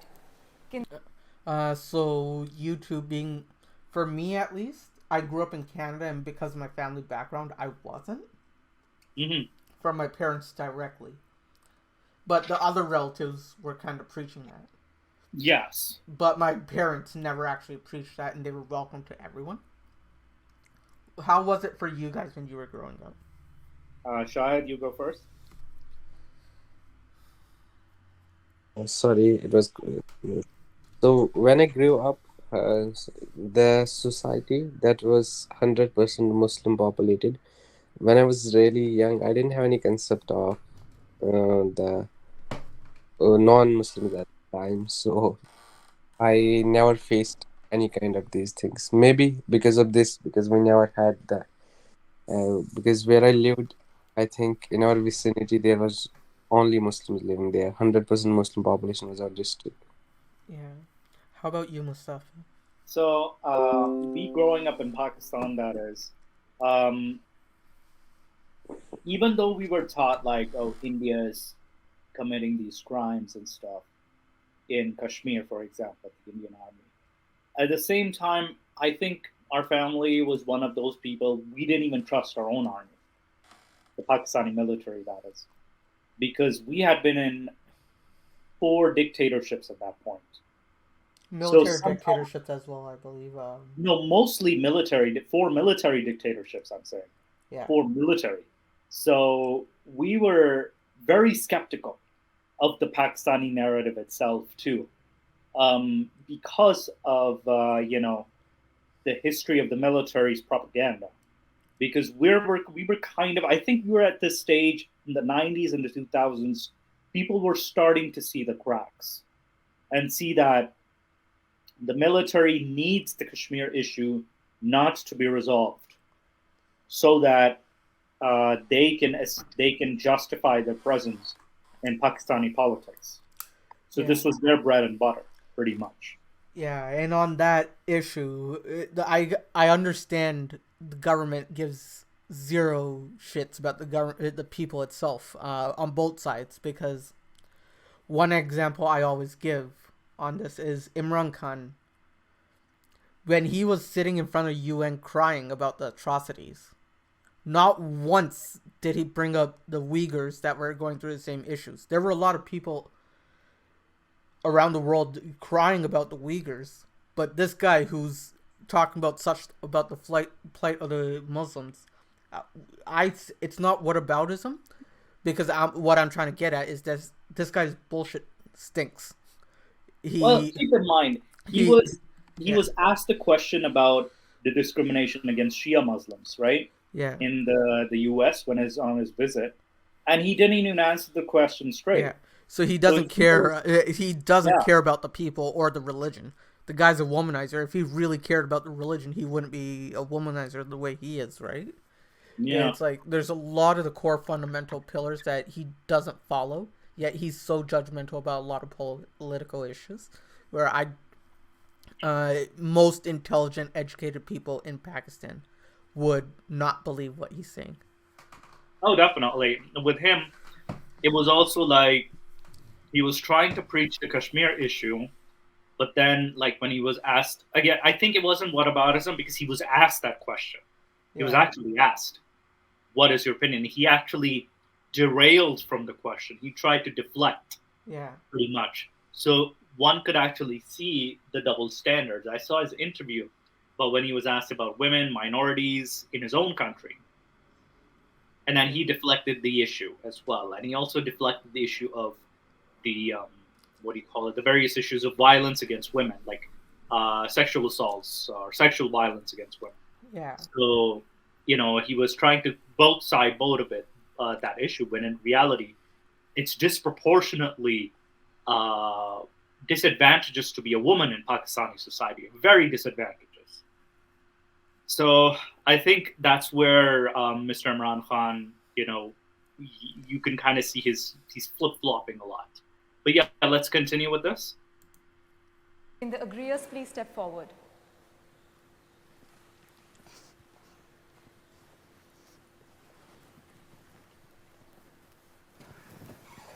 It wasn't said so strongly. Nothing really. There was generally an non-appreciation of me hanging out with Hindu friends. So there was not a clear thing that don't hang out with Hindus, but discouragement. Where are you going? Hey, he's a Hindu. You don't even know how they would have cooked. Why are you going to their birthday party or something? Whereas if I have a Muslim friend, he was somewhat more welcome. So yeah, in my family, I think I have actually seen my parents neglect a lot of my Muslim friends, and very sternly, my mother specifically walk up to me and tell me that don't make Muslim friends. Or, you know, whenever there was a Muslim friend's birthday party, she would tell me not to go there.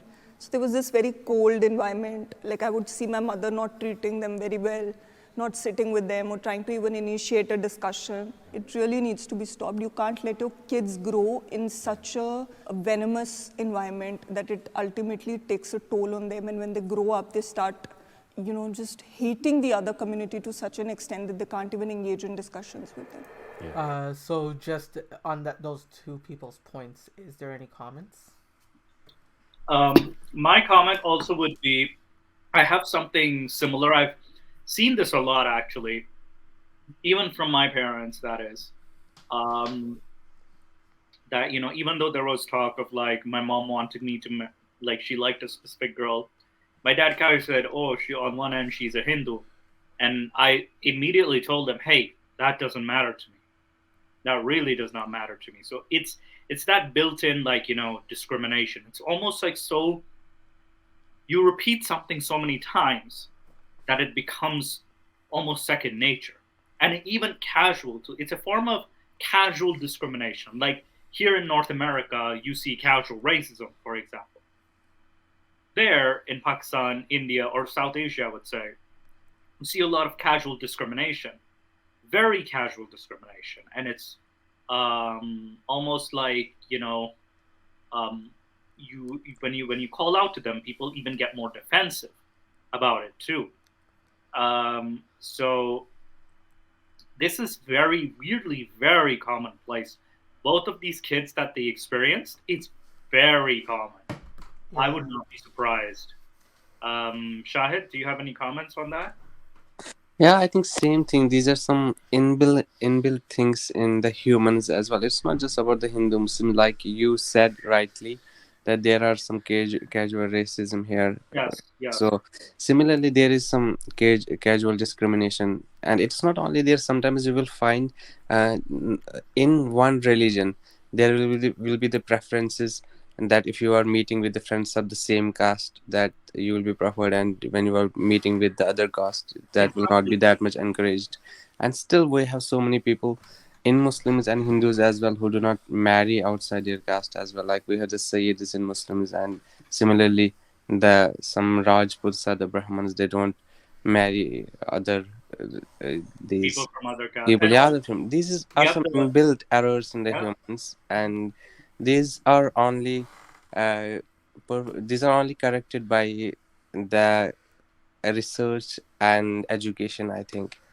Yeah, and Mustafa, just tell uncle and auntie if they need me to help them out with their with the Shadi.com portfolio.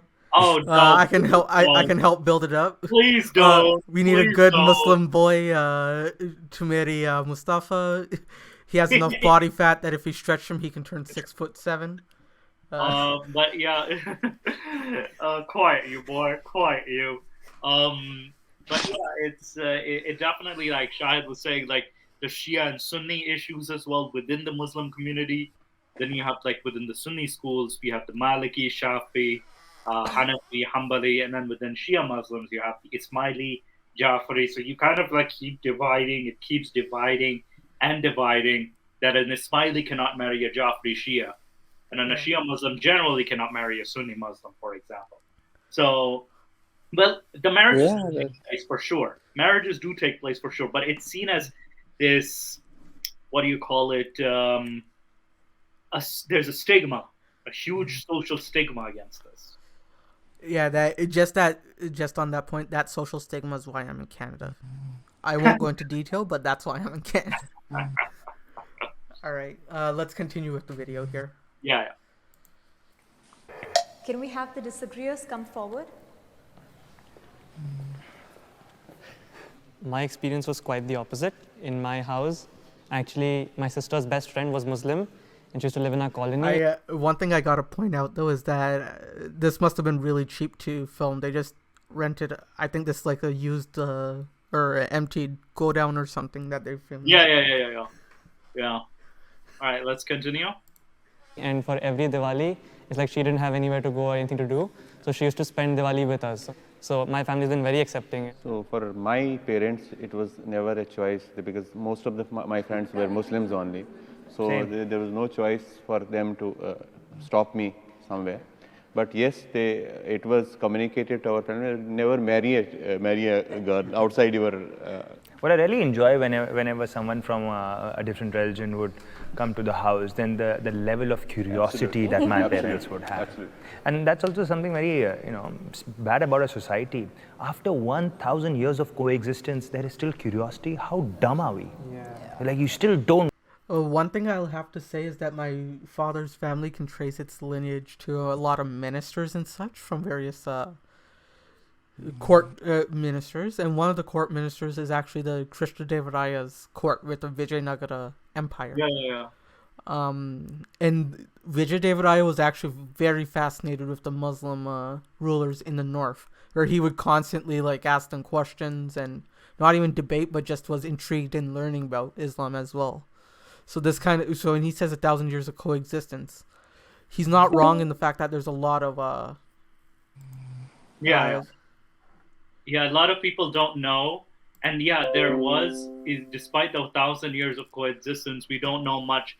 I was surprised. There was a show called Who Wants to Be a Millionaire, Indian version that is. Yeah. I think it was hosted by Shah Rukh Khan, I believe. Yeah, Kaun Banega Crorepati. Yes, Kaun Banega Crorepati. And I was surprised that a guy from Hyderabad did not know what a jinn was. And I was like, even though he was Hindu, I'm like, you're from Hyderabad. You practically are almost half the population is Muslim there. How do you not know what a jinn is? Oh yeah, and speaking of Hyderabad, God bless Hyderabad for the biryani there. Oh, definitely. It's the best biryani in the world. If not, I mean, Pakistani biryani can give it a run for its money. I think no, it can't. But yeah, I would say Hyderabadi biryani is still one of the best, though. Yeah. All right. Know about the other person. I've been married to a Muslim boy by my own will and choice, of course, against my parents' will. They still don't speak to my husband at all. They have cordial relations with me, which I think I've, over the time, come to accept that it's okay. If they don't want to talk to him, it's their decision at the end of the day, and I need to respect it. Someone I know has died because of this conflict. For me, my answer is yes. For me, which conflict specifically? Is it the Kashmir conflict or is it the Kashmir conflict? Or Hindu-Muslim conflict? Both. So my father was severely injured in the Hyderabad riots, and then a great uncle was murdered in Exodus. For me, I do not have a number, and if I will start counting, I don't know how many I can count. Yeah. And the recent one I will say when I was in the 10th. So my classmates, the school where I was from, and one of the reason I was sent here was most of my classmates, and they died in this conflict. Especially not going too far, just 2 years back. It was one of the reasons I was sent outside the state, especially to Canada. Well, yeah, we can share that story personally someday. Yeah, I know my grandfather was the bastard who, one of those, he was in the Hyderabad police. Yeah, because it was the conquest of Hyderabad, right, by the Indian Army. Yeah, and I think him and a bunch of police officers did resist the Indian Army's advance. And there were, I think, 3, 4, 5 people in number in total. And 4 of them died. My grandfather happened to survive. Yeah. And he had to escape to Pakistan because of the situation in India. Yeah. So I think maybe, so in that conflict, and also, fun fact, he was in love with a Christian woman too at that time. And she died during the clashes. That's a tragic tale. Oh, that's a tragic one. I know. But anyway, let's continue with this.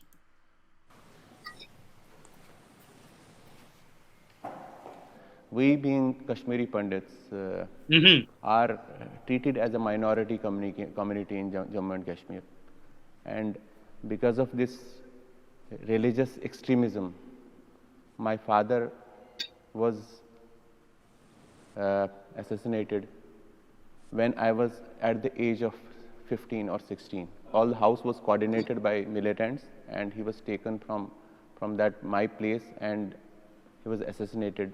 Because of this religious conflict, certain innocents are. So one thing I gotta add is that if you were like 3 or 4 and you didn't know the severity of the issue, it probably was one thing. But when you're like 15 or 16 and you kind of saw that, it probably sticks with you in a different way than for most people. I feel bad for him, to be honest. I really do.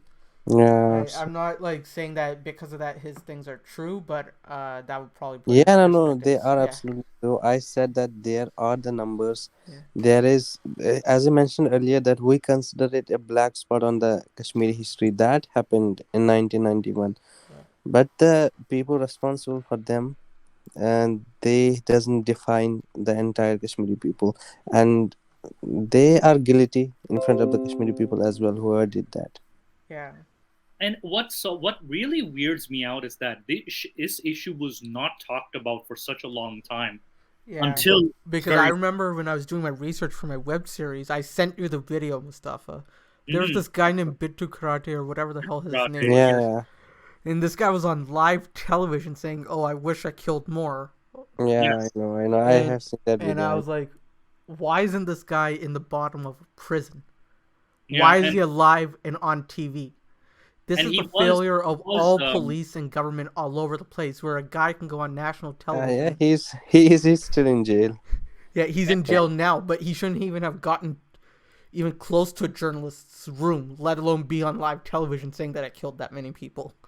I'm still glad the interview happened, though. Yeah, because it gives you the insight into the criminal's mind, right? Absolutely, that's a positive thing from there.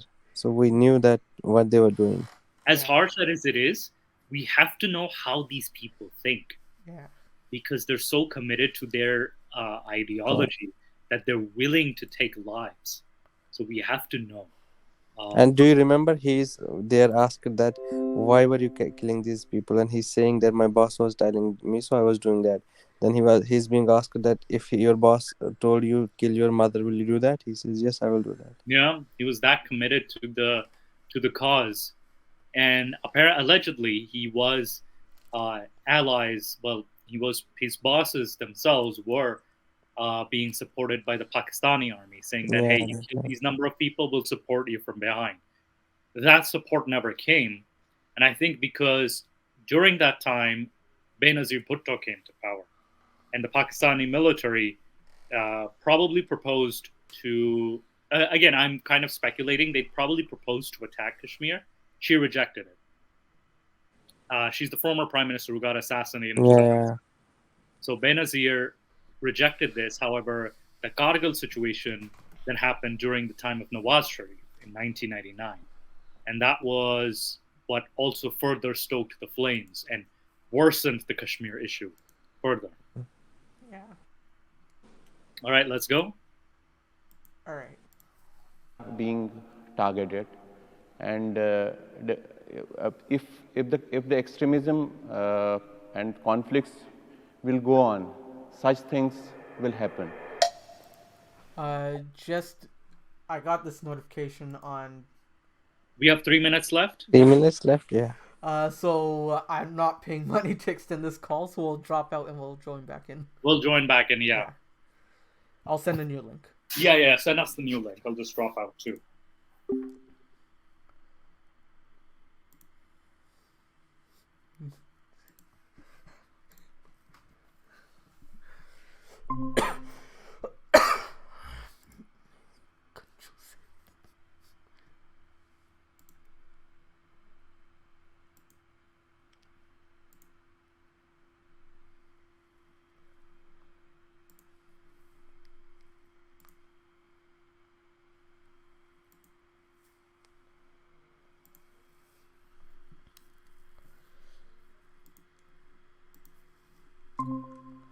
Hey, Moose.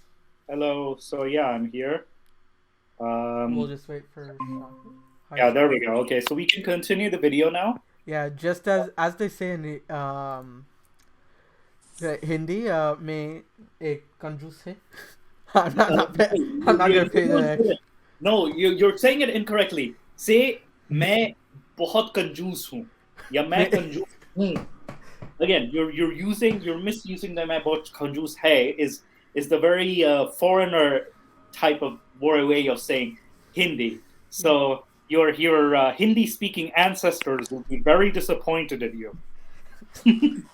Yeah. The only time I spend money is to send Mustafa books. Quiet, boy. You'll be taking Urdu lessons from me. All right, let's continue. You guys can see it, right? Yes, we can see it.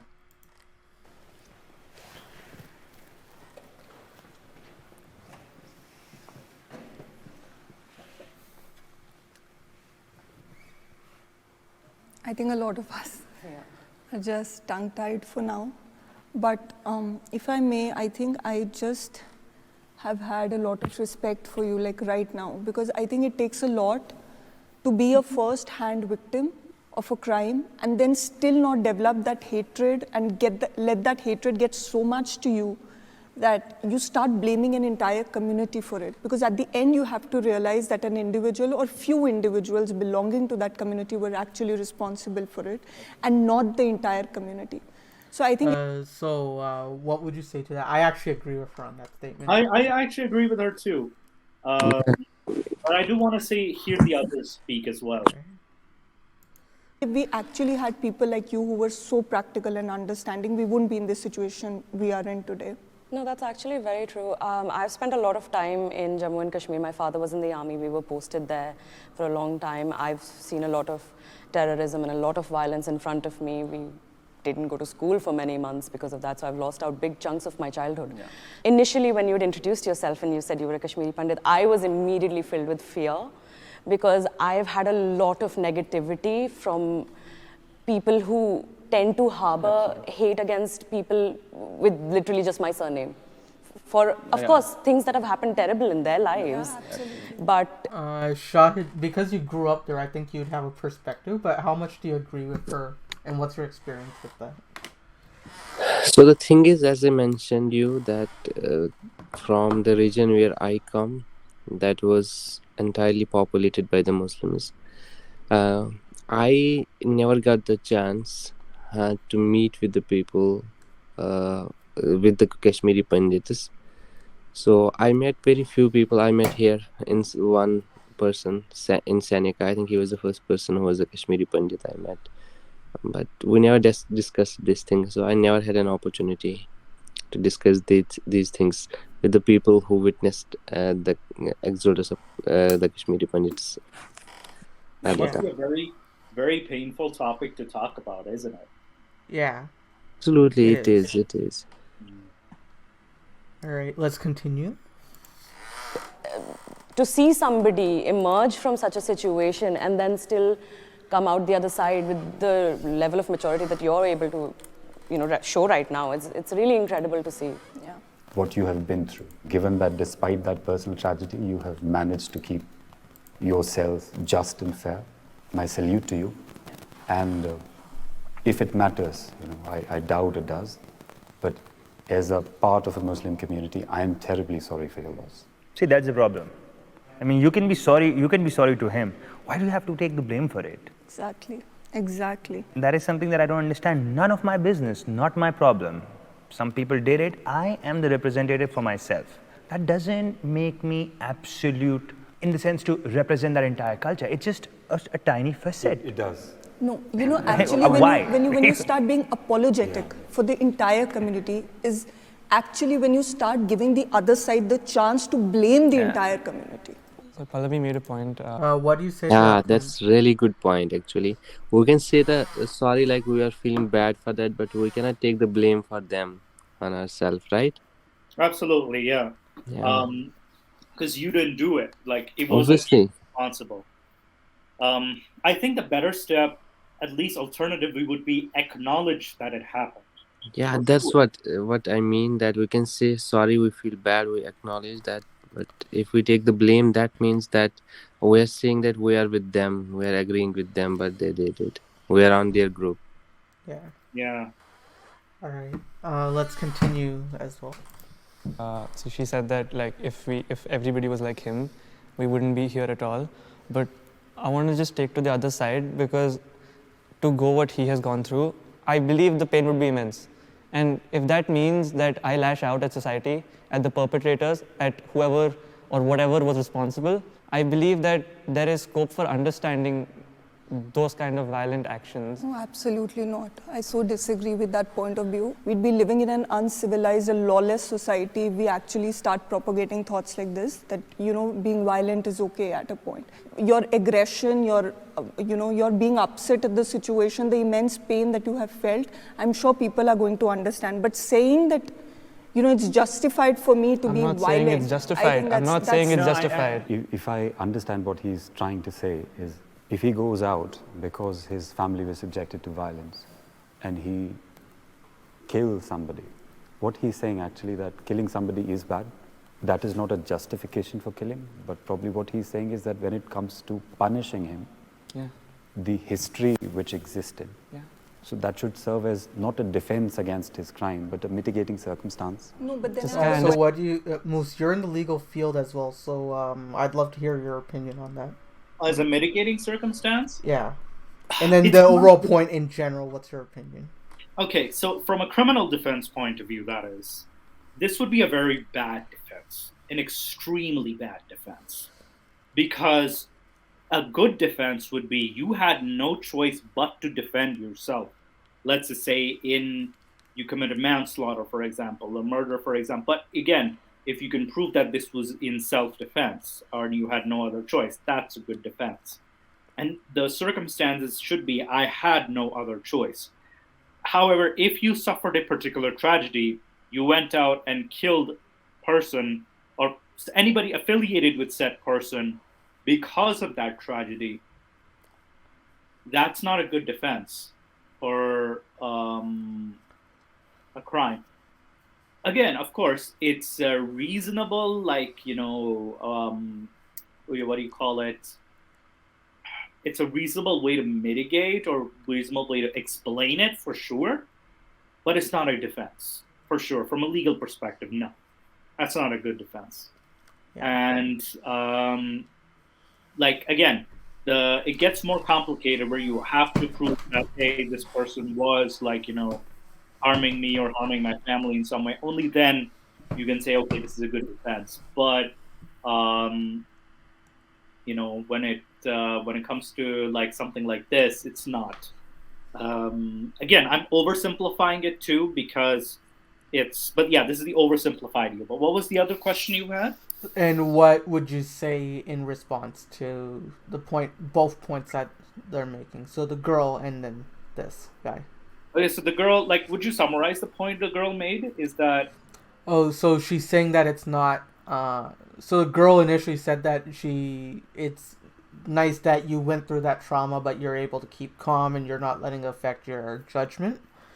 And then this guy's like... and then you heard what he's saying, right? So she was saying that that's not a good excuse to go act out violence. He understands, what he's saying, he understands what the guy is going through. I mean, for me, it's he probably just empathizes with it. Yeah. You can empathize with some person, for sure. You can empathize with what they're going through. You can understand their justification because every mind works different. At the same time, she's also correct. So neither side here is wrong, technically. Yeah. So... It's more complex. It's very over, it's just, but anyway, I would like to hear, you guys, what do you guys have a take on this? I'd honestly say that you shouldn't be taking out violence on anyone. Yeah.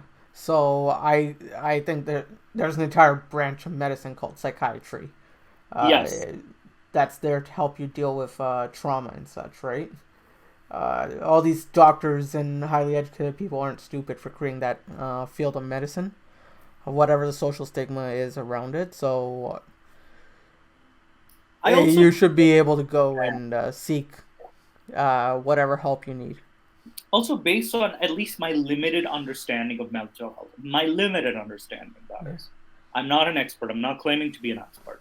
Yeah. But based on my limited understanding, I feel that because we are creatures of habit, and we tend to also use our primitive selves a lot, so we disassociate a negative experience with a particular thing, even though we're the particular, let's say, a racial group or a religious group, we might relate our negative experiences, but we can also make the mistake of overgeneralizing. And it's a weird form of, I think, it could have developed as a weird form of defense mechanism. It's wrong, but this is where it gets weirdly complicated. Because again, we're creatures of habit. So I think within human nature, that's the flaw of human nature. Yeah. All right. So let's continue with this as well. Understands me so well. Then how's that going to change anything? Exactly. I think that's the middle ground. How does that make That's him the middle different ground. from the people who assassinated his father? How does that make him different then? See, what Pallavi Because is he saying also is went that- ahead and that, shot those see, people. Those blaming people an shot entire his father. community is So where not is the difference? an answer to that. So we can justify by doing through individual, but blaming a complete community is not justifying. Yeah. So that is what Pallavi, and I also agree on that. Muslims and Hindus can bridge those gaps. I actually appreciate his maturity. Yeah. Like his honesty. Sure, in one of the videos he does do whataboutism, but yeah, I do appreciate his maturity so far. The fact that that's the only fallacy he made till now. Yeah.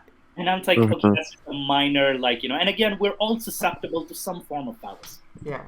So, I kind of have this weird newfound respect. But yeah, let's continue. Because there are some negative energies which will pull you in your way, but we need to be tolerant. We need to be very much patient about the actions which we are doing. The government has created more divide between Hindus and Muslims. Yes. 110%. I have the statistics to prove it. The exact amount of numbers. Can you replay the last 10 seconds? Yeah, replay the last 10 seconds. Government has created more divide between Hindus and Muslims. Yeah, so like I mentioned, 100%. What do you So I mentioned my theory. Again, before. I can't speak for India's government, but I'd like to hear your perspective, and I'll tell you the Pakistani government's perspective. But yeah, go ahead. So if I will just speak post 2019, then definitely there is a lot of division on the basis of the religion. And was that the Article 340, I believe? Yeah, 370 Or after the 370. Now they have the policy, and they're planning that when they revoke the Article 370, they are planning to have separate colonies for the Indian, for some they say that if the Indian Hindus will come there, we will have the separate colonies. That's the complete division. When the Kashmiri people are saying them that if we wholeheartedly invite the Kashmiri Pandits back to their homes, but we will live together. If you will create the separate colonies, we have the example of that in the Israel and the Palestine, that how wrong thing that was and how bad consequences it had at that time. What do you think about it? Yeah, I think that might be actually a good comparison, because you're going to start with settler violence, right? It's gonna Absolutely, because we had a recent example how bad consequences it had. And I mean, it could also definitely do that. Like, it's going to be very difficult to implement the return of the Pandits without committing settler violence. So that might be a weird consequence. What else? You were saying something else, Shahid? Yeah, that's what I'm saying, that post 2019, I see that the government is highly focused on the division between the Hindus and the Muslims in the entire India, because of to gain the vote bank, and that can explicitly be seen throughout their policies. that how they are trying to play this Hindu-Muslim again and again and again. I'll tell you the Pakistani situation. It's because it's a vast majority of Muslims, a vast, like all 90+%.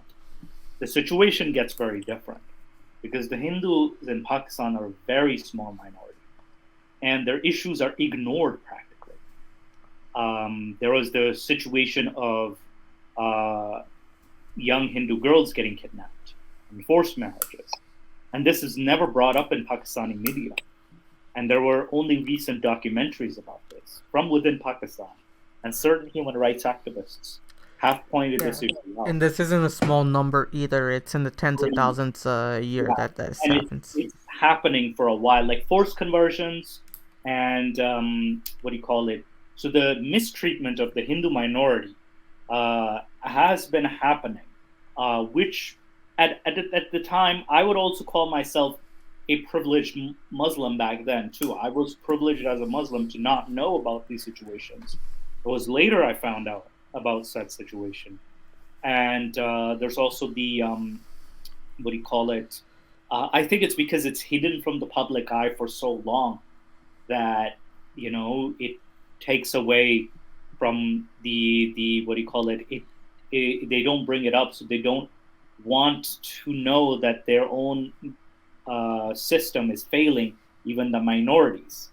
And there's the discrimination against the Ahmadi, for example. There is specifically how Ahmadis cannot celebrate even Eid or perform sacrifice, and they can't preach their religion. And there was a recent ruling on PTV, for example, that a Hindu cannot come on PTV. I think an Indian also cannot come on Pakistan television. This was a rule for a very long time. I recently found this out. So there was a systemic suppression, I would say, of the Pakistani Hindu population. Yeah, and then India's doing bad things by deporting the great scholar Zakir Naik as well. Oh man, but yeah, it's back to the issue. It was very shocking for me to find out that with sure there are a number of Hindus who are living a decent life in Pakistan, but there has been a systemic discrimination against the very small minority of Hindus in Pakistan. And there have been refugee camp applications to Canada by Hindu Pakistanis and Christian Pakistanis who come to Canada. And the recent case was Asia Bibi, for example, who was another minority, Christian minority. Yeah, I have to say, so like one comparison I can make, I don't know if this falls under the whataboutism fallacy or not, but look at the ratio of Muslims in India and look at the ratios of Hindus in Pakistan. Yes. Or percentage. It's a big problem. Percentage-wise, it is indeed a problem. I'm not talking about the number, I'm talking about the ratio or percentage, just for the audience. Yeah. Yes, so, and the percentage of Muslims in India, for example, ranges from 11 to almost 20-30%, roughly speaking.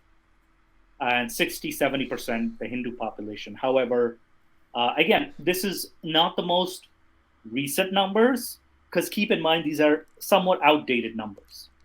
I think these are from 2010 or something. So they're very outdated. And in Pakistan, on the other hand, 91% of the population is Muslim, and only hardly 2% is Hindu, hardly 2%. And again, these are very conservative. It could even be lesser than 1%. Yeah. All right. And Pakistan also has a smaller population too, comparatively speaking. So but we're not looking at the population, we're looking at percentage. Yeah, right? But even if you look at population, the number of Hindus drastically goes down in Pakistan, for example. So the discrimination against such a small minority is horrendous, in my opinion. That is, it's horrendous. So what do you think is the reason that why Hindus are drastically, their number decreasing there? Are they migrating, or are they forced conversions? Oh. They have been targets of terrorists, for sure. various reasons. Many also migrated to, not to India though, but they migrated to secular countries, Western countries. Oh. So there has been, again, it's these. I haven't seen the numbers because the numbers are rarely reported in Pakistan, and only recently I found out that there were some rules against the what do you call it, certain minorities that with Pakistan's crimes are like in comparative terms, like there have been Hindu refugees from Pakistan who have claimed refugees in Canada and have had successful applications. So yeah, this is the reality of the Pakistani situation. It's different, drastically different from India for sure, but it's still shit. Yeah. Sorry, Nikhil and Mr. Brother, I have to inform you that I have some quiz at 10:30. No problem. So no I problem. might have to excuse you. It was so nice to be with No you. problem. For No sure. problem. It was Thank really you so special much. evening, and I hope that we will meet very soon. Oh Let yeah. me know the And Nikhil. you're always welcome on the show. We do live streams every Saturday from 4 p.m. to 6 p.m. So at any time, if you watch the channel, we always put the link in the chat, and you can always jump in, or anyone in the audience can jump in for the Okay. show. So if there's an episode we're doing in the future that you want to contribute to and you like the title, just jump into the link, and we'll always allow the audience to come in. Yeah. Thank you so much for not only just being a Muslim guest, but also a Kashmiri guest too. And thank you. You're a first Kashmiri Muslim guest on our show, so congratulations on that. Thank you so much for inviting me. No problem. Take care, Shahid. Take care. All right. I really enjoyed Shahid's contribution. I know we had disagreements, but he's very soft spoken, very he's not aggressive, and so what you're saying is he's not like the imam that threatened my life. No, he's not. Also, I found him a lot more tolerable than Dr. Abdul Patel, for example. But keep in mind, he admits that he's a student and he doesn't know. But at least Dr. Abdul Patel is just like, why are you giving us this Dava script? Dr. Abdul Patel, the guy worked from everything from like a church to the Cub Scouts. It's like, you're a big scholar. Why the hell are you saying this stupid shit? Yes, you're a big fucking scholar. At least he wrote a book. He's a student. So that's why I was a lot softer on him, because he's a student. And he, I still pushed back on some questions. And also because, again, he wasn't well spoken in English. But still, it's, I was very disappointed at Dr. Abdul Patel, on the other hand. Yeah. All right. Well, let's finish this, though. Yeah. Let's finish this. Really? Are you guys not coming forward? So I think, of course, you have reports after reports. So the government has created more divide between Hindus and Muslims. And it's funny, it's the Hindu girls and the Muslim boys that it's a very interesting dynamic that has come forward too. Yeah. Again, I don't know. Maybe it's a coincidence. Maybe it's just a weird coincidence. But I'm making this small observation. Really weird. I don't know what's In fact, there's a New York Times post that has clearly said, and I quote, that the data of hate crime in India gets released based on who the hater is. Yeah. So she's quoting New York Times. Yeah. That's like the bottom of the barrel of journalism there. Oh, really? If a newspaper is telling you where to find your New York pizza slice, it has no standing on philosophy or world politics. Well, keep in mind, though, New York Times still does post statistics, right? Yeah. You can still kind of quote it because, again, you do need statistics from somewhere. Because I have to post articles for my refugee narrative status. Yeah. And I have to pull out articles from Al Jazeera, BBC, New York Times, heck, even the Department of US. State Department, and even the CIA website. So I have to ramble at any single weird data I can get my hands on. So I don't blame her, though, personally speaking. Yeah. All right, let's continue with this. Yeah. When the government of India decides to release a data on hate crimes in India, and it excludes lynchings of minorities and only puts forward, certain facts where the majority is favored, crimes against majority, I think, of course, the government has a huge agenda to serve in pleasing and like I told you, that's the lobbies, right, from the American government or politicians in general. Yeah, it's basic. It's the oldest tactic in the Indian corruption book.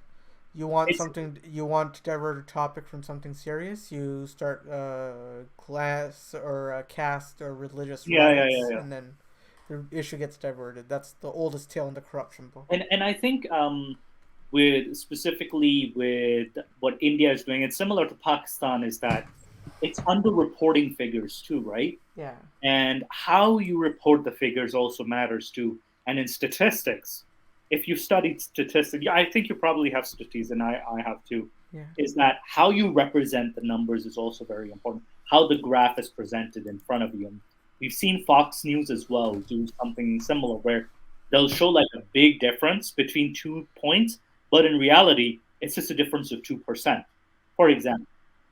So, and also we also have to look at certain statistical fallacies, like if, sometimes it's just the average, and also sometimes the sample size too. You also have to look at the sample size, what sample size was used. Yeah. All right, let's continue with this. Yeah. The majority. If there would have been a time angle to this prompt, that would have made it, much more simpler for all of us.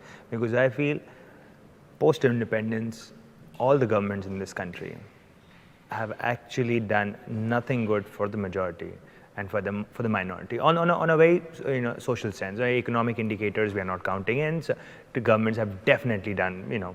That's why we are where we are right now. Make no mistake, governments since 1950s wouldn't have done anything. I agree with you. But 2014 onwards, we have a government who has an official policy to discriminate against Muslims. We have this kurbani, the sacrifice of the animal, and it takes place at our village. And we go to village and bring back the meat. From last 2 years, we are not bringing back the meat because we believe traveling with the meat is very dangerous. They'll stop you and they'll lynch you saying that it's cow. So this government has multiplied hate and hate crimes exponentially. But I think that's a diversion of the fact, because the law is you can't slaughter a cow in India. Oh, is it? Yeah. So the law itself is you can't slaughter a cow. It's the same way you can't sell pork in Muslim countries. Technically, you could. But are you going to be safe serving? Because that's hypocrisy there. Because in Pakistan, you can't be selling pork. Oh, same way no. Hindus don't want to be selling. Yeah. It's very hush-hush. So it's a very hush-hush type of business. It's very funny, too. Because we have some Pakistani hunters who have definitely hunted wild pigs and have actually sold it to people who do enjoy pork meat. And there's a weird black market for it. But the thing is, so if you go to Kerala and such, like, beef is welcome there. Like, it's there's certain areas that so like I mentioned, it's a mischaracterization of the facts. Yeah. I think there's also like the existence of beef vigilantes too. Yeah. Like which Haris Sultan points out. So he's not wrong there.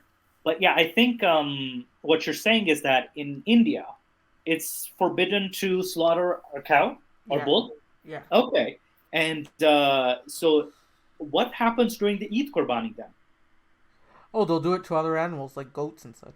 Okay, goats. Can they do to goat? Yeah, you can do it to a goat or a chicken or whatever. There's other animals you can slaughter. It's just that beef is sacred, so you can't be killing beef. And but the thing is, you can do it to other animals. They literally give you goat. There's entire pastures of goat raised in India for slaughtering. And also Haris Sultan brought out the issue that a lot of cattle is exported illegally exported, or what's that term called? Smuggling is the term, right? It's smuggled into places like Pakistan and Afghanistan to be slaughtered. Yeah. So it has opened up the gates to like this black market of sorts. So it does paint like a weird, very like complex picture. So yeah, let's continue. I want to finish the point too, what he's trying to say. Yeah. It is not something which is just happening and they're apathetic about it. This is their policy. And these are, seasoned politicians making very absurd claims. Wait. So that you should go to Pakistan. Yeah. 2014, was there a ban on beef killing? No, that's when the BJP joined. Or Right. came into power. That's when the BJP came into power. And yeah, now he's making point that, why you should go to Pakistan. Yeah, I've heard this term in Pakistan too. Oh, if you don't like it, why don't you go to India? It's weird. Or why don't you leave Pakistan? So I've heard this terminology. Why don't you go back to your country? Yeah. Back to your country. Back to your country, yeah. All right, let's continue with his. They took my job. Pakistan. And you and I may think that they're buffoons and idiots. But what they're doing actually is they're normalizing it. Yeah. Unlike Congress, and which this politician has said it very right, Congress may be corrupt, I agree with you. But this government has overtaken the institutions so completely. Do you know what the nickname for Rahul Gandhi is, or the leader of Congress? Yeah? Pappu, which means doll.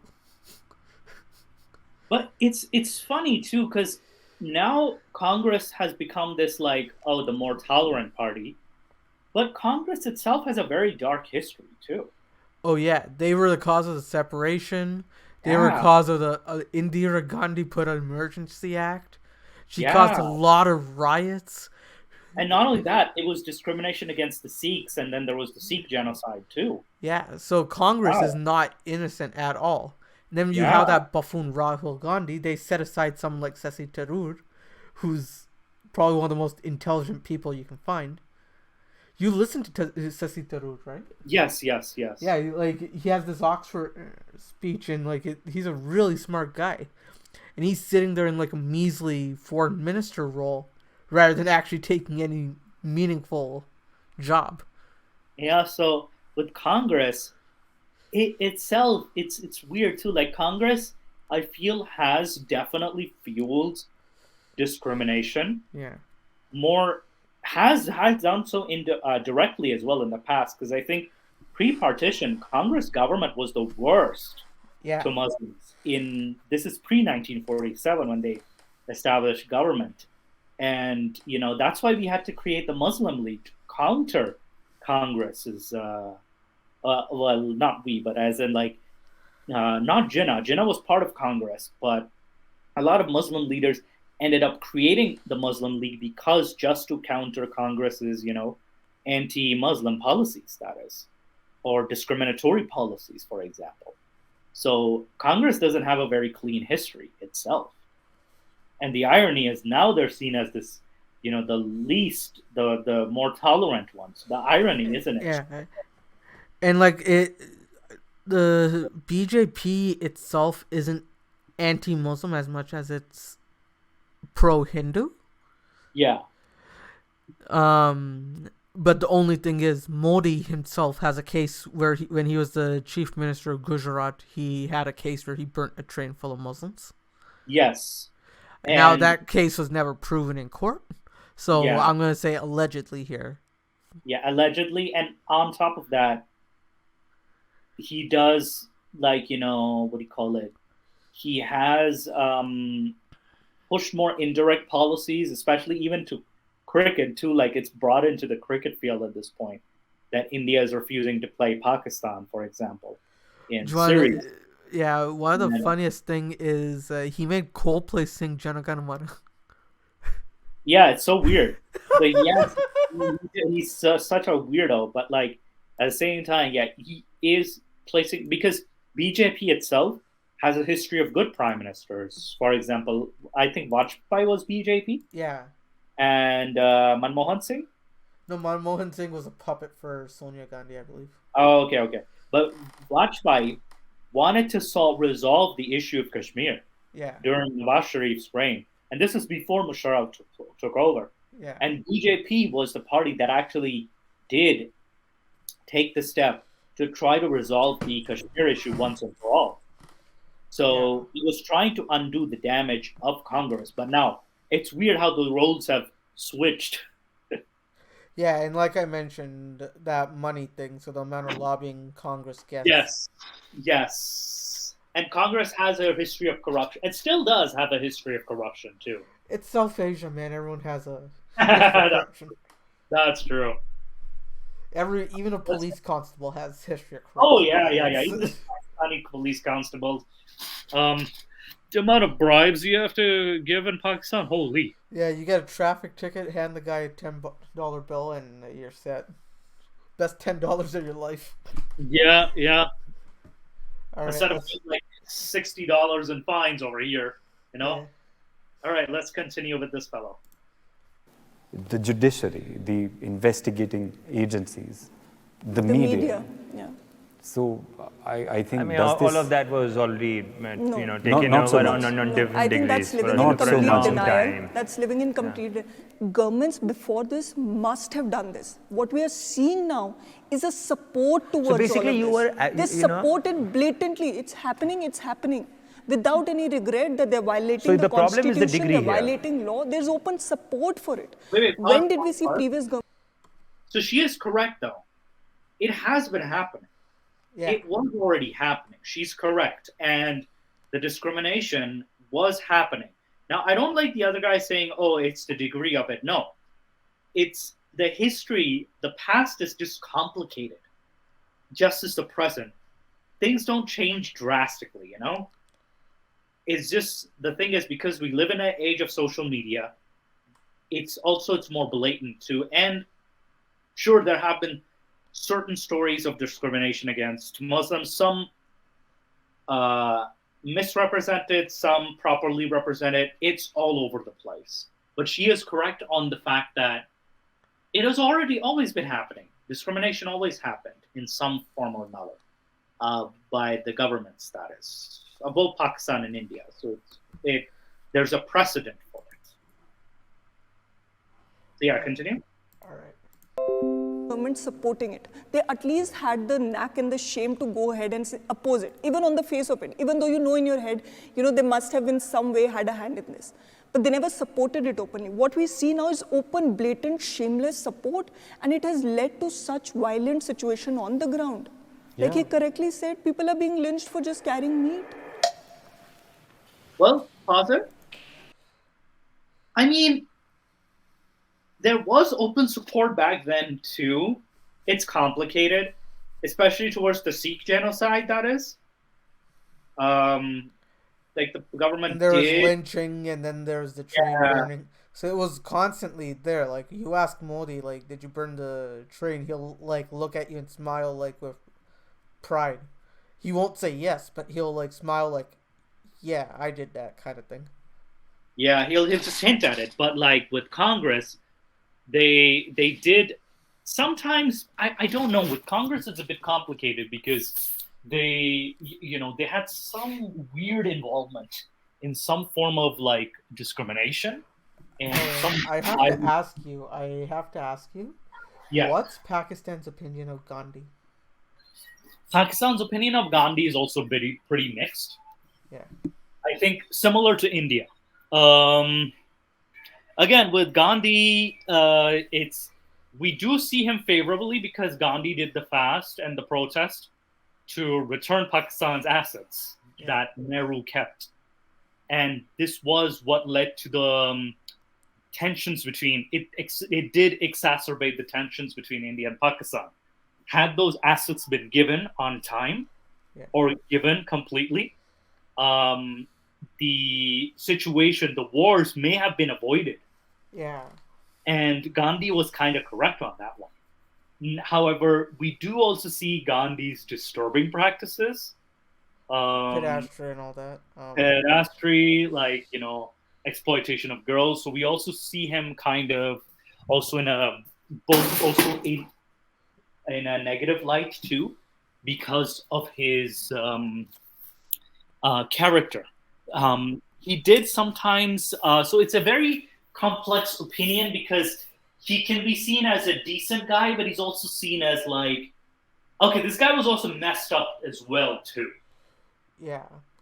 In any case, let's continue here. Yes. I don't think it's the government who did the lynchings. And the people who did the lynchings, they have been arrested. And even our Prime Minister has said several times that has denounced those acts. So I don't think it's the government who's not doing, it's a law and order issue in UP. And it should be looked at as that. Secondly, what do you say to that?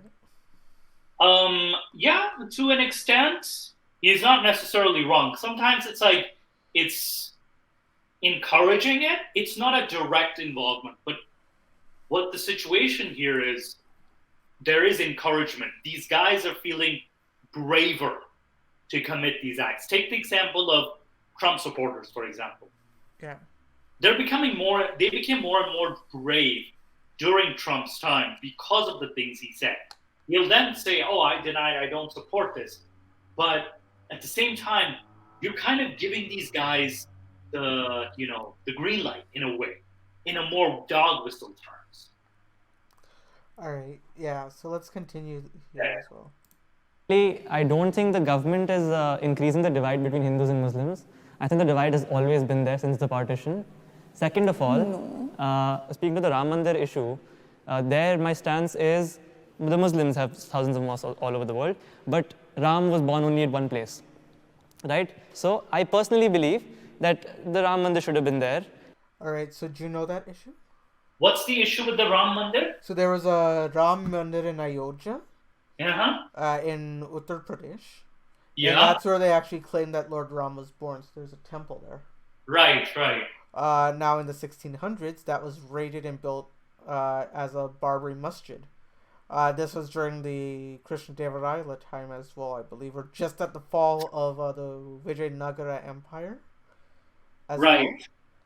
Well. If I remember, I don't know this history, so I might be talking out of my asshole right now. But if I do remember, this might be Raja Raya's time, or the tyrant of the Vijayanagara Empire, in his war with the northern Barbary tribes, or the Muslims. So the mosque, they demolished the Ram temple and built a mosque on top of it at the time. Right. So now what they did is saying that mosque has to be moved, and that Ram Mandir has to be built over it. And then I feel like I think I read something about this. Yeah. And I think this was a fairly hot news too. Yeah, and I mean, on one side, I agree, why are you guys demolishing architecture from the 1600s? But on the other end, I understand this guy's point where there's nothing significant about that specific masjid. There's thousands of masjids in that area. Yeah. So that area, that masjid, the government can give you money to build it, across the road. Yeah, I kind of would have. I feel like it could have been handled better. Yeah. Difficult situation because. I'm not talking about how it's handled, right? Because the police are shite. They're the politicians. Police are shite. But so I have no faith, or I have 100% faith in their ability to fuck up the situation. Oh yeah. But my concern is that if you're looking at the significance of the land, that masjid has no significance there other than it's there. Yeah. Yeah. So. I mean, I'm also kind of divided too. On one end, it was the will of a conqueror. A conqueror did put that masjid there. At the same time, it was also part of our history too. Yeah, it was a colonial thing, right? So I'm anti-colonialist. That whether it be the British or whether it be the Muslim conquerors. That's a colonial masjid, so that's probably where my prejudice comes from. Yeah, I think Also, even with colonial buildings, I know in Pakistan they've been trying to remove some British buildings, but I feel like just keep them, just keep them, because it's still, you don't want to erase the story. You still want to tell the story. Yeah. At the same time, we have to acknowledge that why this was built too. It's difficult. Honestly, I have no answer to this because again, you would know better, but I don't have an answer to this. But yeah, let's see what this guy says. Yeah. And the Supreme Court has given Islamic society the right to build a mosque right beside. And like it would be like, why would we ever want to take Kaaba away from you? It's like that. That place is too special to us than it is to you. And just out of magnanimity, I would like it would be magnanimous of the Muslims to just give that. Oh, okay. But I don't. Nikhil. Yeah. I actually don't necessarily disagree with this now. Because if the government, the Supreme Court has allowed you to build a mosque next to it, I think there should be no issue then. Yeah. But that's again, what I'm saying, right? So that was my point as well, where I'm like, there's no significance to that acre or half an acre or whatever of land. So the government has given you that, told you, you can still have a mosque, but just build it across the road. And that's what I mentioned before, right? Like, so a sort of form of a relocation, that is. Yeah. Which, though, to be fair, I think because they see it as you can also understand the mentality. You can kind of see that they see it as blasphemous or sacrilegious, because in Pakistan, if we dared to do that in Pakistan, they would take to the streets and like destroy everything. Also, a lot of people. They do that in India too. That's why it's an issue. Yeah, and man, this one's a difficult one because. Yeah, and I'm looking at it from an outsider. Like, when it comes to like if you're looking at it objectively in terms of who is that site more significant, who would hold that site in more value, I'd have to give it to the Hindus. And if they were like, just build it across the road, and they're giving you money to build it across the road, I don't see what's wrong with that. But I understand how someone who is a Muslim would be like, how dare you tell me to do that, you kufar, right? They might not say it out loud, but they're like, I hope you die, I hope Allah burns you, and they're probably raging inside like that. I'm not really Yeah, you were saying about that issue. Yeah, out here. Let's continue. Oh yeah, no, I accidentally clicked play. So, That's okay. Yeah, so you were just saying. Yeah, I think if the Supreme Court is giving you a lot of land to build said masjid or just relocate, it could be it's a good compromise. It's a decent compromise. But let's face it, with religious people, how dare you compromise with the kufar? Exactly. Death upon them. Religious. And it's with any theist I've seen, it's like, how dare we compromise with the other side, Yeah. How dare we do this? So it's kind of a weird supremacist ideology. That's why I'm anti-religion in the first place. Yeah. All right, let's continue here. Emotional about that issue, it could have gone either way and I would have been fine with it. I think what you're saying is that the Muslims should have shown magnanimity is what the general view would have been, and the Supreme Court has gone by it. Just because they're minority, they're weak, they're less in number, let them come forward and show magnanimity. Na? Hum to majority, and why should we show magnanimity? And let's not forget that a mosque did exist at that place that was demolished. There is proper videographic evidence to show that people were on top of the tomb and they demolished that mosque. And then you say, give it to us, give the place to us because Ram was born here. And let me get your fact. Oh yeah, no, that's a riot, right? That was a anti-colonial riot. Interesting. So that wasn't particularly for religion. That was a anti-colonial thing. So they were demolishing British churches as well. Oh really? Yeah.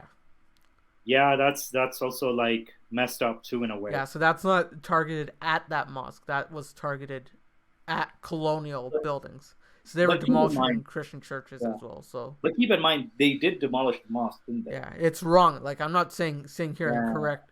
Or I'm not saying that it's correct. I'm just saying that she's misstating What happened? Stating the facts, or at least by the same time, she does have a point. I'll give her the benefit of the doubt. She has a point. She's twisting the fact to make it. Yeah, but she is pointing out that there is some form of hypocrisy. Yeah, there for sure. So she's not entirely wrong. But let's continue. I want to hear. That's right. There has been an affidavit in the Supreme Court by the government itself stating that there is no evidence whatsoever. In fact, by the Archaeological Society of India also, that there is no fact whatsoever to state and to confirm that Lord Ram was actually born at that place. So your basic foundation of why the judgment is good is flawed in itself. So I just interesting. So there was an affidavit that stated that Lord Ram wasn't even born there. They don't know he was born there. But the thing is, we don't even know if Lord Ram was real or not. Exactly.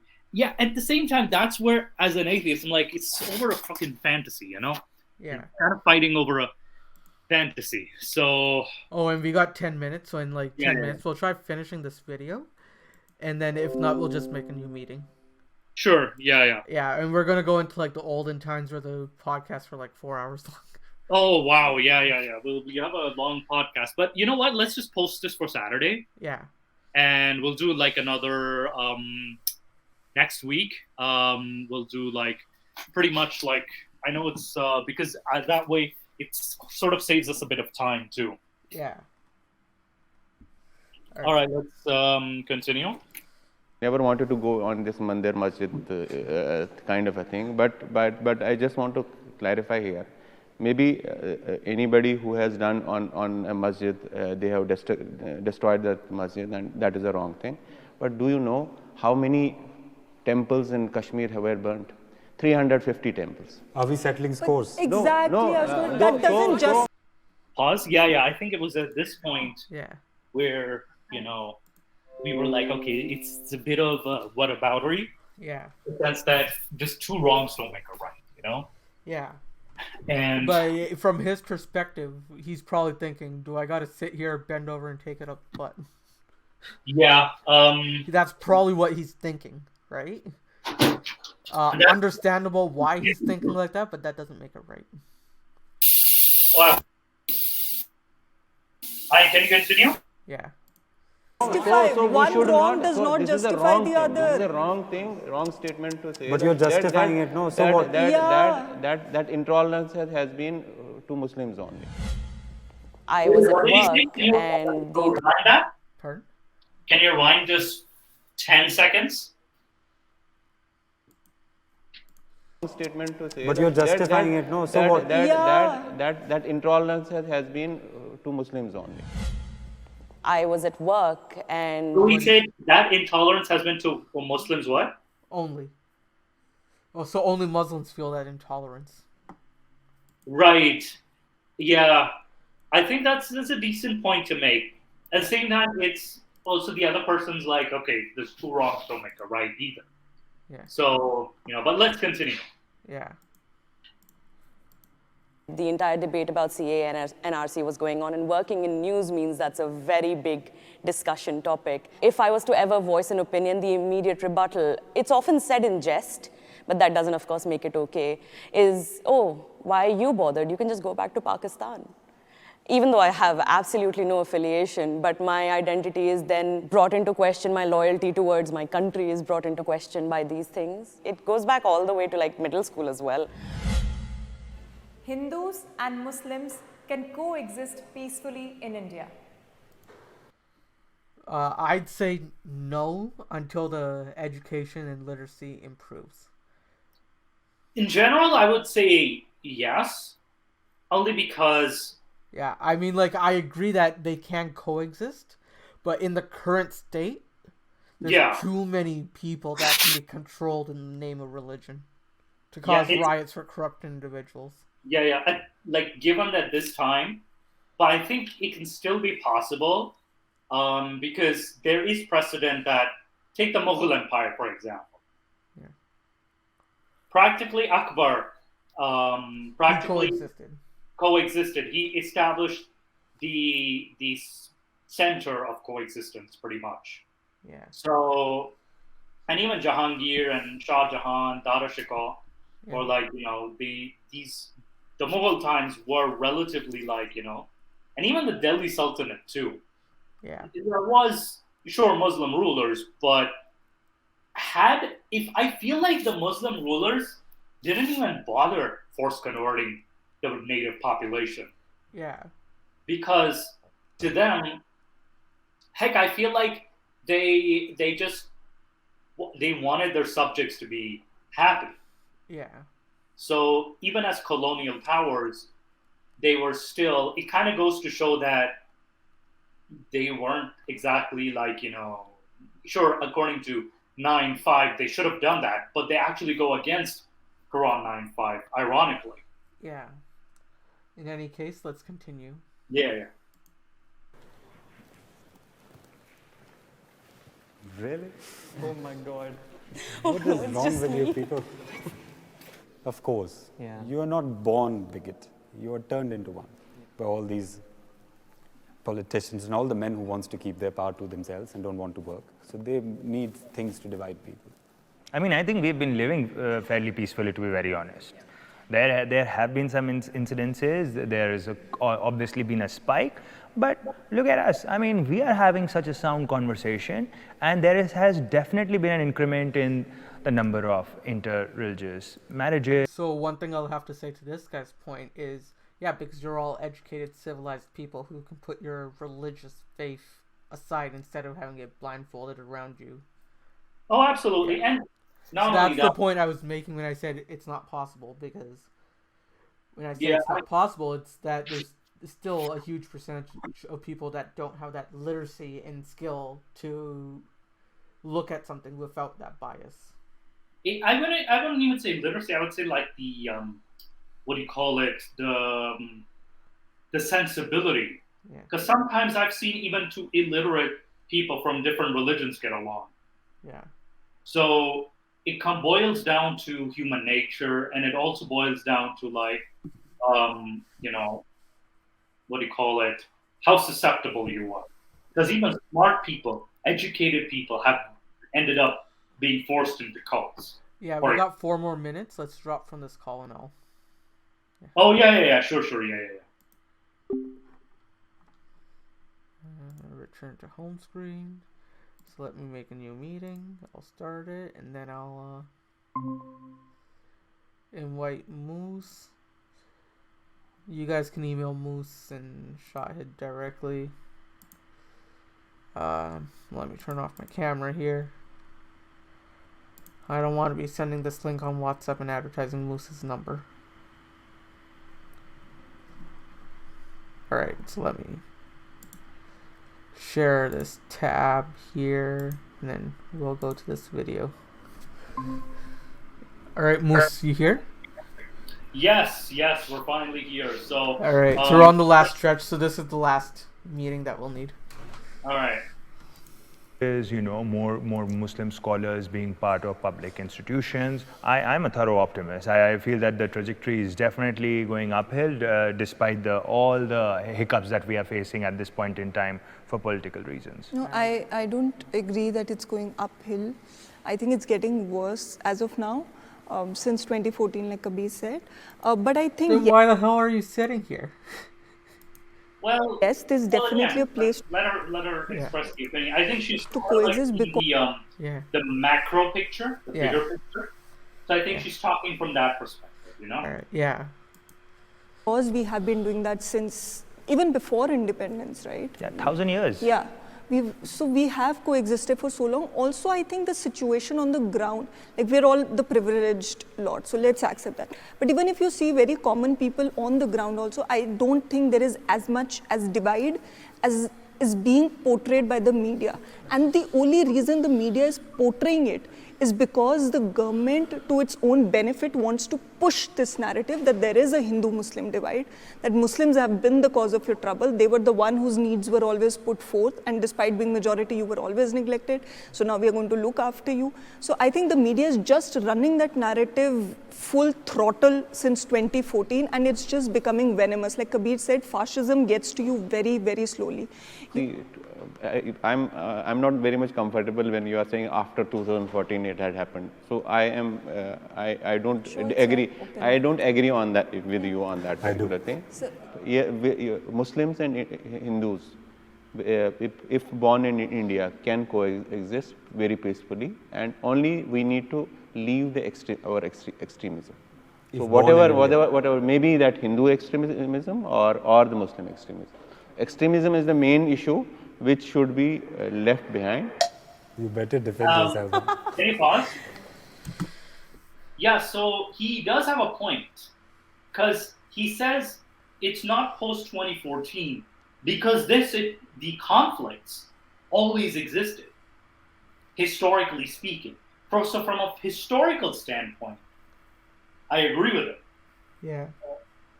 But yeah, let's. I think finally the journalist is going. Yeah. I think, like you said, it's a very optimistic view. It's very idealistic. I want it to happen. I don't know if that'll happen. You're right, we have existed together for a very long time. We're barely existing together right now. When this is not a symbiotic relationship, we're not happy together. I personally blame it on the old guard. I think a lot of people have prejudice because of the experiences they've had, and that's trickling down to younger generations. Perhaps, not to make it sound extremely dark. Yeah. There's something called generational trauma too. Yeah. And generational violence and generational abuse. So she brings up a very excellent point. Generational issues. Especially preceding generations, have played a negative role in sort of planting the seeds of hate. Yeah. And they're not entirely to blame because of the situation that they were thrust into. But at the same time, because they, out of that situation, developed such a tunnel vision and such narrow thinking that they've become like, this is how basically even Nazis were nice guys, let's face it. Yeah. Even many Nazis were nice guys, but when push comes to shove, what do you do when push comes to shove, you know? That's what determines who you are. Yeah. All right, I think there's only like a minute left, so we'll we'll wrap it up. But if that generations die out and conversations like these continue, there could be change. But again, keeping our privilege in mind, these conversations are just happening here. I am super afraid of having these conversations outside of these. I am afraid of backlash. I am afraid of being othered. I am afraid of being told that, oh, you know, just go back to Pakistan where you belong then. You'll be comfortable there. So I don't know if it's happening outside of these sort of places. In every educated household, education is very limited though, again. It's not that limited. Definitely, it's one of the points that we have to focus on. I wanted to make the point out that why his incorrigible optimism is not misplaced. Things are bad right now, of course. And is there fight between Muslims and Hindus which weren't there earlier? Say Muslims came to India, say 1000, right? AD. Were there wars before that? Of course, yes. Were there Muslims when there was Mahabharata? Was there discrimination before Muslims came? There was a caste system. There is nothing particular about any one particular community. So Hindus and Muslims are not that, unique pair who can never be together. Majority of us agree that they can live together. All of us want them to live together. Only difference would be how much. So I think we should be optimistic. I implore all. And I think he finished as well, so the video's done. He makes a very good finishing point. Yeah. Is that before 1000 AD, heck, even before Muhammad bin Qasim, were there not wars happening? Yeah. Were there not conflict, like inter-religious conflict and discrimination? Of course there was. So you cannot necessarily blame Muslim arrivals or Muslim invaders for exactly everything. And like I said, I also say this too, you can't exactly necessarily blame the British for everything either. Yeah. Sometimes it was just ourselves. At times, they just took advantage of existing feuds and existing rivalries. Muhammad bin Qasim was only able to take over because of existing tribal warfare within India. Yeah. Well, and in any case, I think we should wrap up this as Oh, well. yeah. But how was this episode? I actually, weirdly, I enjoyed it. I did push back on our guest a bit, but I was softer because he wasn't, what do you call it? I mean, from- like, he what is it, did eight? mention that he wasn't 100% there, but I really enjoyed his input and such. So hopefully he can come on a few more times. Oh, yeah. I will in future be, like, if he does, like, I will push a bit, but, you know, we call it, today was, because I wanted to do this episode mainly focusing on Kashmir. Yeah. We did go over the Quranic verses. We did go over some stuff, some tafsirs as well. So there was, you know, and I did my analysis, and we also analyzed the topic of Kashmir. We did. We might have to do an episode separately on Kashmir itself and invite guests to see, like, what is the origin of this conflict. For sure. So, and it's a very important topic, not on just like Islamic history, but also Hindu history, India and Pakistan's history too. So it's a lot of overlapping topics that come together into this. So it was a fun episode. Thank you so much, Nick, for presenting this. But what are your final thoughts on this? So the reason why we're recording this one, I was thinking like we might have to subtitle this and such, and then the sensitivity of the topic, it's probably not something that I want to like do live. But I think it was a great episode. Yeah, I know we couldn't do it live because, again, like Nick said, topic sensitive. It's dear to, especially Nick's heart. It's dear to his heart. Yeah. And also the fact that we wanted the people from South Asia. Yeah. Me as a Pakistani, ex-Muslim, Nick as a Hindu, Indian, and we had a Muslim Kashmiri. Well, as an agnostic Hindu, and then we had a Kashmiri Muslim come together and have this conversation. But I would love to have that guest again in future about Kashmir itself. For sure. So in this case, the recording's going to end, and hope you guys enjoy.